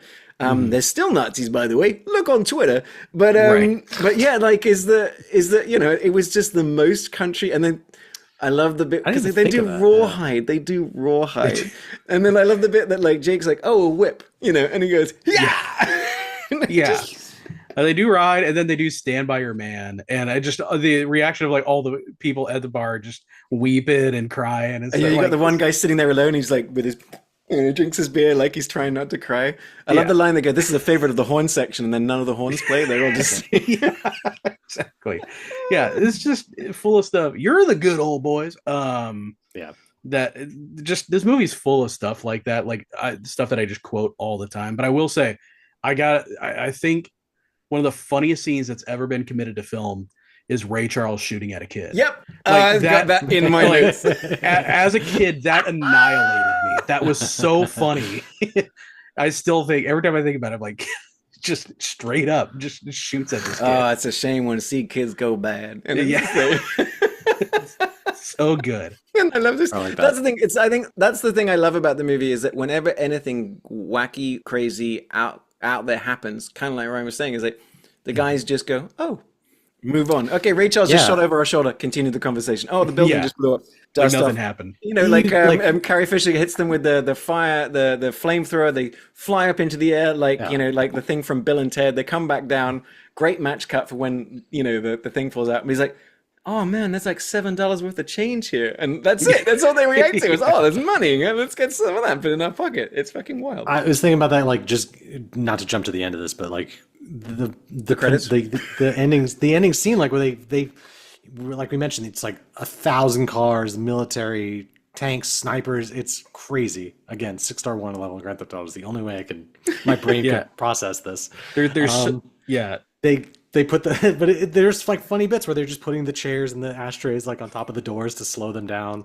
He has the tool to stop the elevator, and they get to Steven Spielberg. Apparently, I like that the Elwood's briefcase has got everything he needs.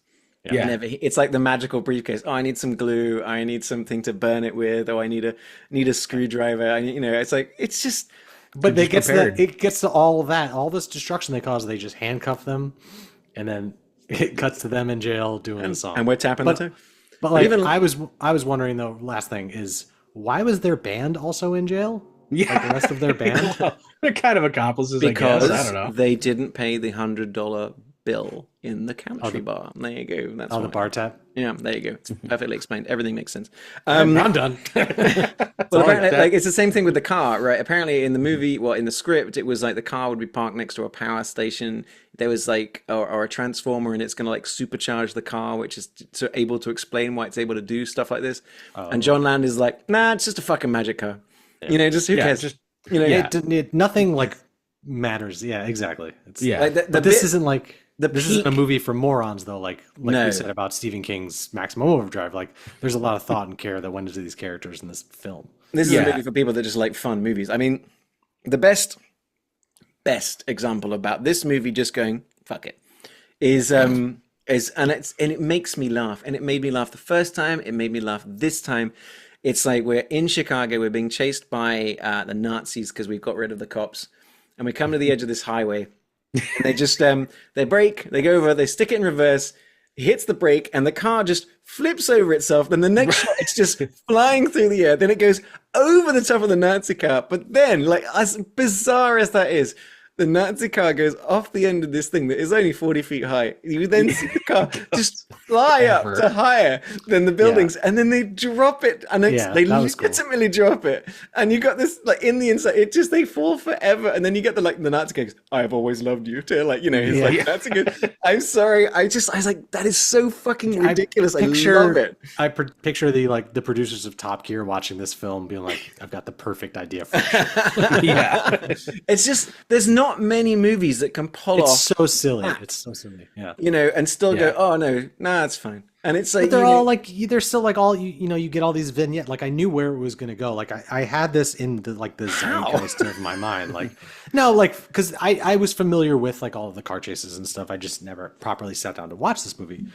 But you get all the vignettes. It's like, okay, we need to raise the money. How are we going to do that? We need to get the band back together. How are we going to do that? Okay, they have to go and individually get each one of these bandmates. They're all going to be their own little vignette. They're all great. When they go to Chez Louis, it's I was like, this is the same restaurant from Ferris Bueller. Yeah, I was like, is Abe Froman the Sausage King of Chicago? That was great, but again, they're like little bits. And with this, your women, give me your women. How much the little girl, your daughter's I know your wife. People like love this movie, but it just I was like, it wasn't making me. I don't know, wasn't wrong. And it's like it's a strange movie. Like there's no two ways about it. It's tonally it's very strange. I can see it not working for somebody. Like, it's Blues Brothers 2000 is the same version not working. It's the same. It's the same approach. It's such a fine line. People. But exactly. Is that it doesn't quite work for Blues Brothers 2000. It works for Blues Brothers, but you do have John Lee Hooker. Interesting. Again, I got into the notes. It's like John Lee Hooker. Some of these people are just not used to playing for movies. So John Lee Hooker's thing was just recorded live. James Brown, he did his live, and then they sort of like re-recorded the choir. Aretha Franklin sang it live on set, and then they sort of like had to sort of cut the bits the way she was closest to being lined up with the recording that she'd kind of done, kind of thing. But like, it like I was saying, it taught me so much about John Lee Hooker, and that's when I was like, oh my god. And then Aretha Franklin, and she's amazing in that movie. And like, again, De Niro bollocking, I also never want to get bollocked by Aretha Franklin. Like an entire song of like chewing. You better think about what you're doing. Yeah, you better think.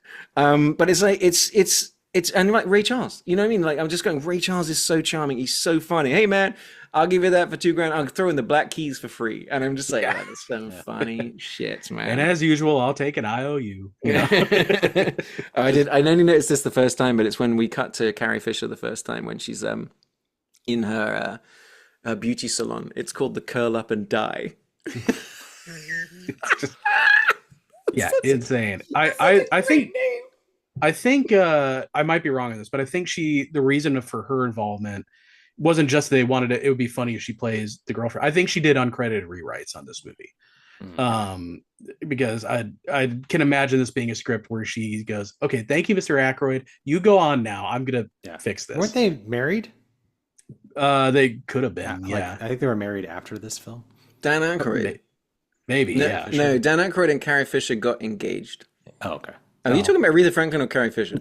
Because Carrie Fisher very famously a script doctor. No, I knew that, but apparently Dan Aykroyd saved her life with the Heimlich maneuver during production of this movie, and then they got engaged afterwards. Had no idea that was Yeah, and then he started talking about ghosts and aliens, and then strangely enough, that is how my parents got divorced. Specifically because of Dan Aykroyd. I did not see that coming. It was during Blues Brothers 2000. Makes sense. Oh my god. The random appearance of Twiggy. Twiggy. Yeah, I was like, who is this person? Like, why is a British person in this movie? They shouldn't be in movies. So she was the it girl supermodel of the time. No, and once I looked it up, I was like, oh yeah. Well, I only remember because like I was watching the movie, I think with my dad and mum, years and years and years and years ago as a teen, and they were like, "Oh, Twiggy," and I go, "Who?" And they were like, "Oh, she was super famous." The Kate Moss of her time. Yes, right. Totally random.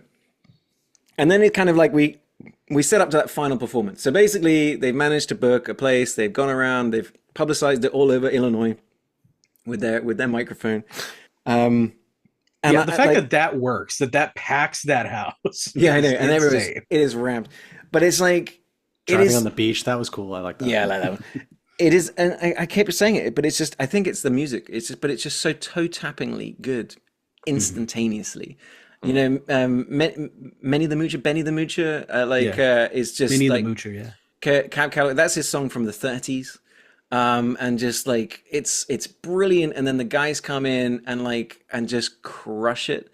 And like I just even in the audience, I imagine being an extra for that, and they said the people honestly they just got to come along and watch this concert kind of thing. But I'm in my seat, man. I'm just bopping along. I like that this movie like opened that genre of, because these were already like classic songs that like opened up this genre for younger people watching this film back then. Aretha Franklin she was on a career like downturn, like at this point. Like she No respect. Yeah, exactly.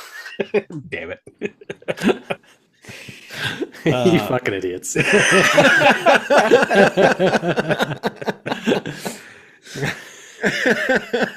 was good. I'm gonna See it coming. So yeah, no, I didn't realize that she was. I mean, you just you always think of Aretha Franklin as just like the constant legend. Yeah, but she she was kind of on a downslope, and then putting her in this movie, people were like, "Oh yeah, she's amazing," and then she started to come back. But I think Ray Charles was always doing pretty good. I'm not sure. But I've seen a couple of these band members perform live, like at other acts. Like James Taylor, Blue Lou plays with James Taylor, and I took my dad for his birthday. And I remember he was introducing the band, and he's just like, "Yeah, these are my band mates," and all that. And he goes, "And then here's Blue Lou," and like me and my dad were like, "Ah, that's Blue Lou!" Like we were only ones in the audience freaking out. Blues Brothers, you're awesome. So you were saying earlier that we get the bit towards the end where the guys that they've escaped because they've wowed everyone with the music. So they get everyone to turn up, and they get 2.5 songs. They get one from Cab Calloway, and they get 2 from the Blues Brothers, and then they leave. We get the Wayne's World ending of the guy coming up going, "Hey, I'm Jeff from Jeff Records. Here's all the money you need." And it's like, "Hey, cool. Thank you very much." But then like we're in the tunnel, and we get that last sort of moment with Carrie Fisher, where she just shoots up the place. It's the first time. Insane. It's brilliant. And you're like, again, seems very fucking dangerous because you can tell from the wincing and the blinking from Carrie Fisher that it's firing a real gun. And it's probably John Landis going, "Nah, let's put real bullets in there. Come on, it'll be fine." Yeah. But like, like one is the first time we ever see Jolie Jake's eyes. He finally takes them off. But my only note is like, so through this whole thing, Carrie Fisher has just been a crazy, crazy woman, psycho, trying to kill him. We find out why, because he left her at the altar, and she has that great speech. "So for my mother, for me, my father, and everything, like, I'm going to kill you." And my note is, I can fix her. Yeah. When she like puts that gun on her hip, no shit. I don't think anyone's looked hotter in a film. Yeah, I agree. And when she says, "Oh, Jake," you know what I mean? When I was like, "Oh, I want Carrie Fisher to look like at me like that." Good Lord, she's so beautiful. Like when he's going through the list of all of the excuses why he couldn't. It's so funny. Yeah. I was late. I got a flat. I got, just go. "I am so sorry." And then he just looks up. Like, Okay. Did that work? Yeah. Kisses her, throws her in the mud. They fucking That leave. is have her again. I didn't love Elwood's reaction of just sorry. I knew it was coming because but I also forgot about oh wait a minute, isn't this really funny? But it's that he goes through it, he gets up, looks her in the eyes, he kisses her deeply, she melts in his arms, and then he just drops her in the mud and goes, "Let's go." Yeah. So good. Like apparently, like as well, he's like he was a legend in his own right. So also I'll finish my story, then get into my next story. But like there was a time that he just went missing, and they found him in somebody's house. Like they knocked on the door, and they go, "You're here for Jim Belushi?" "Yeah, he's asleep."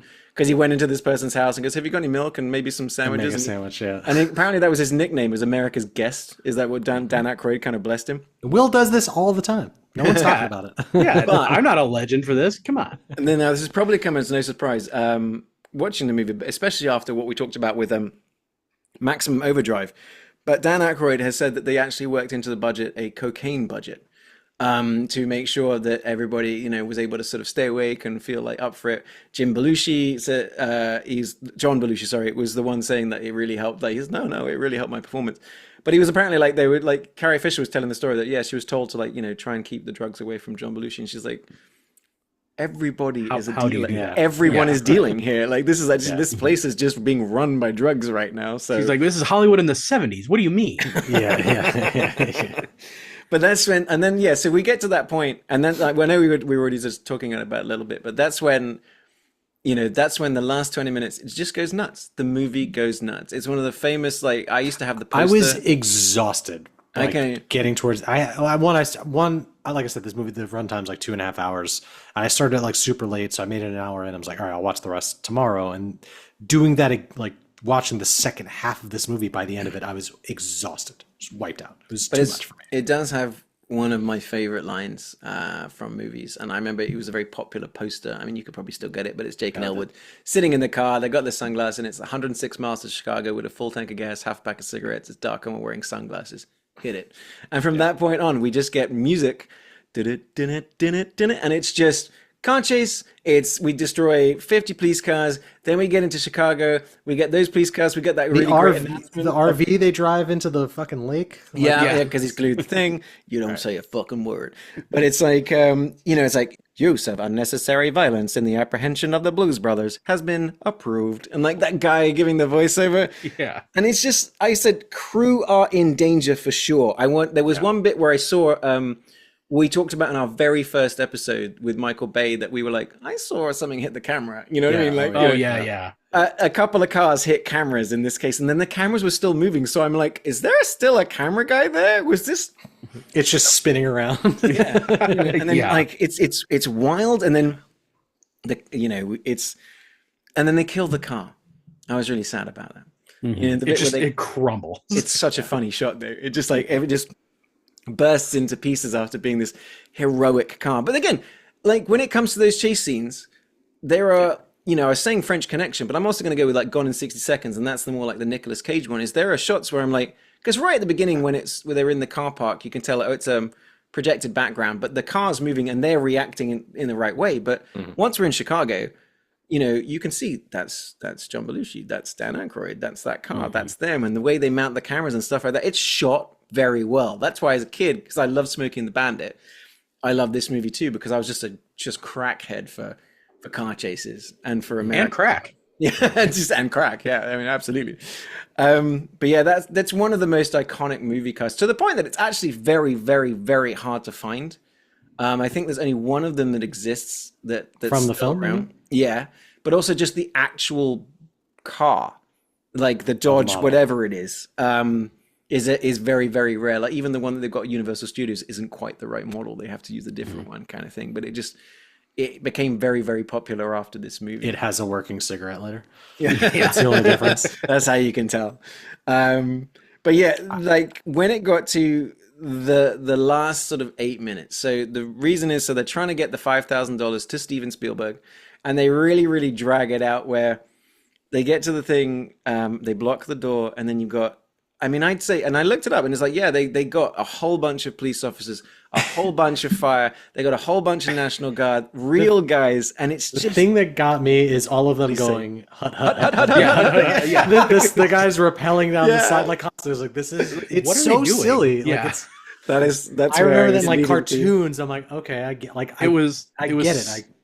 so many cops and SWAT guys. You would have thought they killed like United Healthcare CEO. Like just Dude. with the amount that we're surrounding. That's full response. And it was like, but yeah, the bit where the back of the van bursts open and then they all get out and they're all just looking and go, hut, hut, hut, hut, hut. And I love that they cut back to it 3 more times. Like they're crawling on the floor, hut, hut. But like you said, so Ryan, that's my unnecessary. favorite. It's the one guy abseiling and it's just hut, hut, hut. And then they do the wide shot and you see everybody and that's hut, hut, hut, hut, hut. I was like, what I was saying Brilliant. before, I think because I had seen like The Naked Gun and Airplane prior to this, like that just kind of molded my brain in a certain way. So when I'm seeing this, I'm like, yeah, I get it's like silly, but it just wasn't like laugh out loud. I could see, but why it's funny. shot like it's Walking Tall. Like it's it's not shot like a Naked Gun or an airplane. Well, that's what I know. I mean, like, we're in Chicago. We've got all these police and crashes and It's cars. shot like a serious film. I said it looks like we're making a Chris Nolan movie here. It's like, it's like this is the most people and the most cars and more than The Dark Knight when they shot in Chicago. You know what I mean? It's like, sure. Or even like Heat too. Like, I mean, there's nothing. Watching this, I'm like, how do they let anyone make movies after this? Like, Yeah. I don't think any of these fucking coked out young kids money to make. It was one, and also randomly, I mean, you say that, but it was at the time one of the most expensive movies ever made. Yeah. So there was this and 1941, which was Spielberg, and Landis, Aykroyd, everybody. They're all in each other's movies in this particular case. But yeah, they were both like $35 million movies. But this one, I mean, it made bank. Yeah. It made $115 million. Back then, when I looked that up, I was like, "That's insane!" I couldn't believe that. Yeah, I think they said he asked for more money, and they burned through like half of their budget, like real quick. Like, yeah, they spent $17 million. Well, cocaine's expensive. Cocaine. Yeah. You know how many maximum overdrives that is? But yeah, this like this movie. Oh, I'm sorry, I just lost it. I think I was going to talk about the penguin scene, which I think again foundational. Slapping the rulers to my humor of just that was like great. Yeah. shit. Of Jesus Christ! Come on. How that shot like that was she shot doesn't like a horror walk. film. Yeah, she doesn't walk. She just The doors glides, close. and the doors close, and it's just like the Exorcist 3. Yeah, this movie makes a lot more sense when you realize all the zaniness, the things that are going on, is because God is involved. Yeah, like literally, God is. You might have heard of him. Youth pastor Will, let me tell you about turn your chair backwards. Yeah. You know who's that was a funny bit. Like, yeah. Like Paul Rubens, he was in this. Yeah, I was gonna say, yeah. Oh, it was left, right, and center. I mean, this movie shouldn't have worked. No. At all. It's wild that it does. It also reminds me of, like, there was a time when John Landis was the man. There was he was crushing it with some of the movies that he was making. There was during this time, it was absolutely wild and crazy and brilliant. He's one of those guys where, it's he's canceled for a good reason. Murder is a pretty good reason to cancel somebody. But it's one of those times where you're just like, yeah, even like terrible people can make like amazing art like this, right. American Werewolf in London and stuff.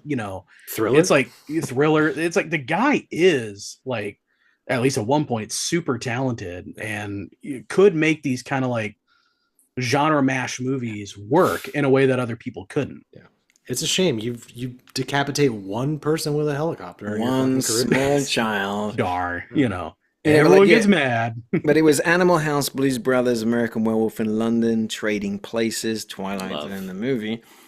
Spies Like Us, I always liked. He directed Clue? I didn't know. No, he didn't direct Clue. He did the story. Three Amigos, Coming to America, Beverly Hills Cop 3. My favorite one. the only one you saw before. Probably was the first one that I saw. I was on HBO fucking constantly. Yeah, that's true. Yeah, it was actually. But is that if you are one of the people that haven't seen the Blues Brothers, like Ryan, I think. Yeah, I don't know. Listen to me, but I no, I'm not because we've all had these moments where one of us didn't grow up with the movie and we're like, it didn't slap quite as hard as it's slapping for you. But if you have a love for music, if you have a love for blues music, if you have a love for all these famous musicians and stuff like that, if you just want to have a toe tapping good time, this movie is bonkers. It is bonkers fun. It's like a cartoon. Like I know we say it's there you go. But yeah, it's like a Warner Brothers cartoon. It's so I don't think if you haven't seen this, I don't think you're prepared for just how absurd it is. And I think that kind of caught me off guard a little bit. But the thing is, as I like to say on this podcast, we're not here to talk about how great a movie is or which one's the best. What we're trying to do is to find a movie that defines the state best. Now, when we came around the first time, we had some absolute bangers. I can't remember. We had Untouchable, Streets of Fire. Oh my God. And we had Ferris Bueller's Day Off. Now, we were just enamored by Ferris Bueller for good reason. It is one of the few movies that we consider to be perfect. There's nothing wrong in any way with that movie. It makes us feel the same way every time. And it was such a great sort of love letter to Chicago. But guys, like I said at the top of the show, I think we did very, very well. Yeah. When we brought these movies in. And I was just thinking about this a little while ago. It's funny how, both of these movies kind of overlap a bit with just the tremendous amount of filmmaking and the practical effects used. I was just thinking about that. Like, if only Blues Brothers had more fire. Yeah. But, is that so I watched them. I watched Backdraft first, then I watched Blues Brothers earlier today before we recorded. We'll watch them both at the same time. My eyes did the thing. Yeah, you got to let blood come out your nose there, buddy. Yeah. But like, so I watched Backdraft, and as I'm watching it, I'm going, all right, I think this has got the chops to take Ferris Bueller. It's got like I was saying earlier, it's not just giving us one aspect of like rich kids dicking around in Chicago. It's a bit more blue collar. It's giving us, it's not just in Chicago. It's giving us sort of these different ideas, and it's people sitting like by the rivers in the smaller buildings. But then I watched Blues Brothers, and I'm like, Illinois, the movie. Yeah.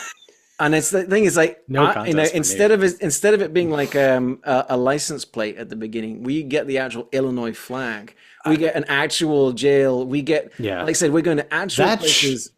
That shot of John Belushi walking like out of the prison with the sun gleaming behind him, like that's when you just know, like, okay, that's the kind of movie that we're doing here. It's but we get out into the countryside. Is he God? Yeah, right. We meet the yokels, we meet the Nazis, but we also then we have a great shot with like the L train going by. An actual train on the actual L, and down comes the camera. What does he say so often you don't even notice. That's right. That was very funny to me. And that's what's so funny about that scene actually is like, so we're talking about Elwood's tiny little apartment, and is that whenever the camera shows the window, a train goes by. So a train goes by 16 times in like a minute and a half. Yeah. It was so funny. And it looked real. Like that may have been a projection or like. I don't know. That's what I wanted to talk about. I'm like, because there was had also to have been a set. That's ridiculous. But there's the shot from outside where he's sitting by the window, and then you see two trains go by, and then he is sitting in the window. But there's no way. There's no way it could be real, right? Right? I don't know. I'm willing to think that that's real. I think it was probably something like an actual closet that they did convert into a set. But like the location where it is probably the real. Quantity of these trains. That's what I mean. But I'm looking. I'm sure they timed it. I'm sure they had to just time it correctly. I'd love to. How else would you do it? I'd love to get some, because I was looking at those trains to the same train. It goes by and they pull it back. And but I was looking for the fakery. You know what I mean? I was looking for like Ryan, like you're saying. I was like, that doesn't look rear projection because you can tell it would be a bit softer. And then I'm like, okay, maybe it's just something they're pulling. I said, no, that doesn't. But the perspective, corridor crew, we need. Yeah. Oh, that's a great one, guys. Help us solve this problem. Yes. We need you. That is a great one. But kind of like what I was saying is that by the time I was done with Blues Brothers, I was like, it's a home run. Yeah, even me, and like I said, it wasn't my favorite film, but this is fucking Illinois to a T. It's so Chicago. It was having a heart attack while watching the football game. But it's not just Chicago. But it's not just Chicago. Yeah, true. It's just all of Illinois. Yeah. And I think so. I mean, that's it. I think. Yeah. I mean, is that just debate done? Because I think we all seem to be. Yeah. I mean, the thing is, these are three tip top.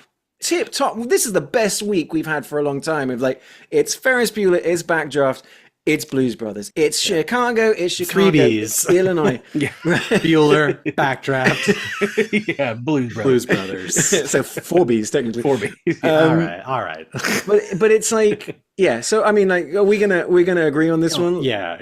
Without a doubt. I think Bueller's been usurped. There's no saving Ferris from the Blues Brothers. Yeah, but like, I'm out. But that's but like to be able to topple a perfect movie is like, it's a big deal. And the fact that they are really, really good movies as well, that you cannot go wrong. And then also, like, let's just give a little crown to Illinois that we've had 5 movies, and every single one of them has been a banger. The Windy Apple. So like wind.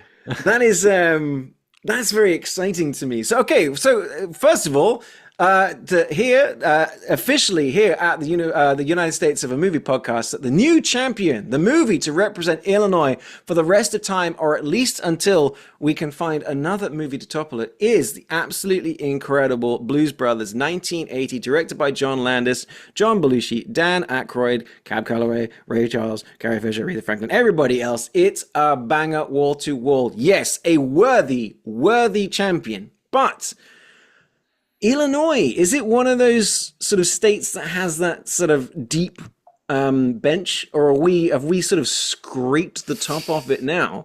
Were there other movies that we were circling? That's the question I'm throwing out to you guys now. Okay. I did mention Thief, which is set in like Chicago, but I don't think it can. Like, I'm just thinking like all these other movies, nothing can like hold a fucking candle to Blues Brothers. That's a good one though. Thief would have been fantastic. Yeah. We'll definitely have to tackle that one next time around, just as an excuse to watch Thief again. Sure. But, every John Hughes movie ever made. So there's The Breakfast Club, Home Alone, which I'm going to be watching any day now because it's my favorite Christmas movie. Curly Sue.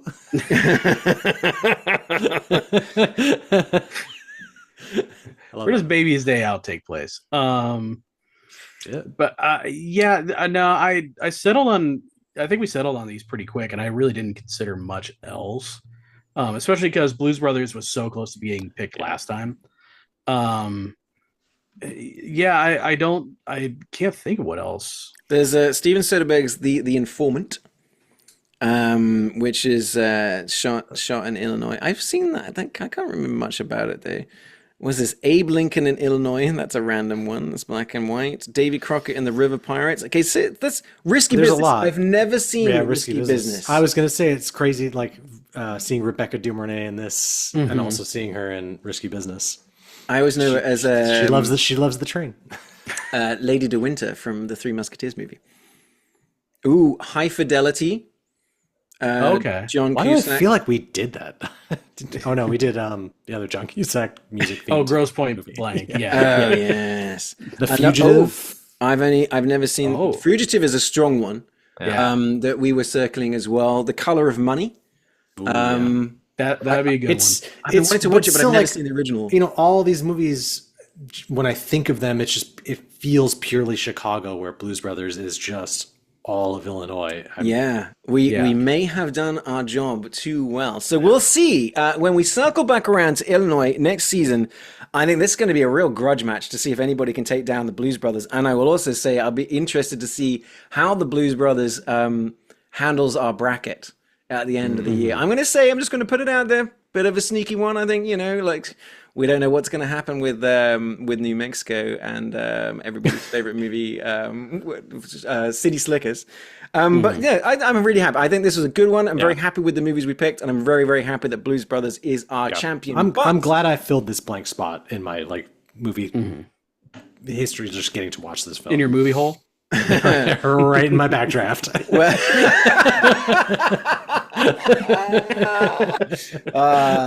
That's gonna burn. But next week we are returning to the craziest state of them all. We head to the state of Florida. Last time we were there, we were completely enamored by Miami Connection, the connection to Miami being that it's in Orlando. It is like we honestly it doesn't matter.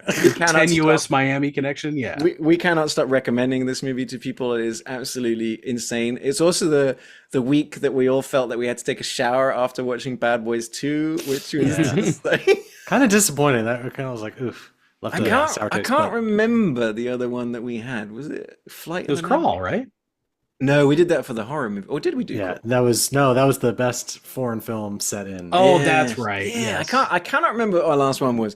But yeah, the movie that we are trying to topple is a favorite of the podcast. Oh, it was The Birdcage. Oh, that's a great movie. Yeah. Oh my god, that was a good week. But yes, so we are trying to topple Miami Connection, but I think we've got two great movies for this particular podcast. Will, there's one that you mentioned last year. You said when we come back around, I've got a movie I want us to do. Tell us about that one. Yeah, it's Sean Baker's Florida Project, which I came so close to picking last time. But this time around, I got to pick it again. It's such a good such a good movie, and with like Honora, like kind of yeah. getting the praise that it's doing. I think it'd be good to like catch up on some of his other work For sure. So I'm looking. So as we mention all the time, there's a great app called Just Watch. If you want to see, it looks by the looks of it. If you want to find the Florida Project, it is available on Prime. So if you're a Prime subscriber, check that one out. And then I think Prime is also the home of the movie that Ryan is bringing to the table. Ryan, tell us about your movie. It may be on Prime, but it lives rent free in my heart hole.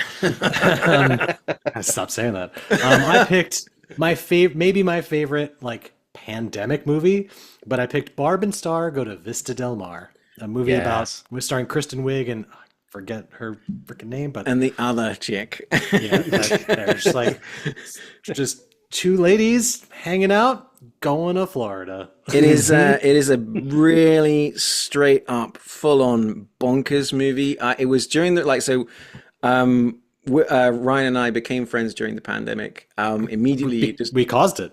Yeah. So we could watch movies for 2 years.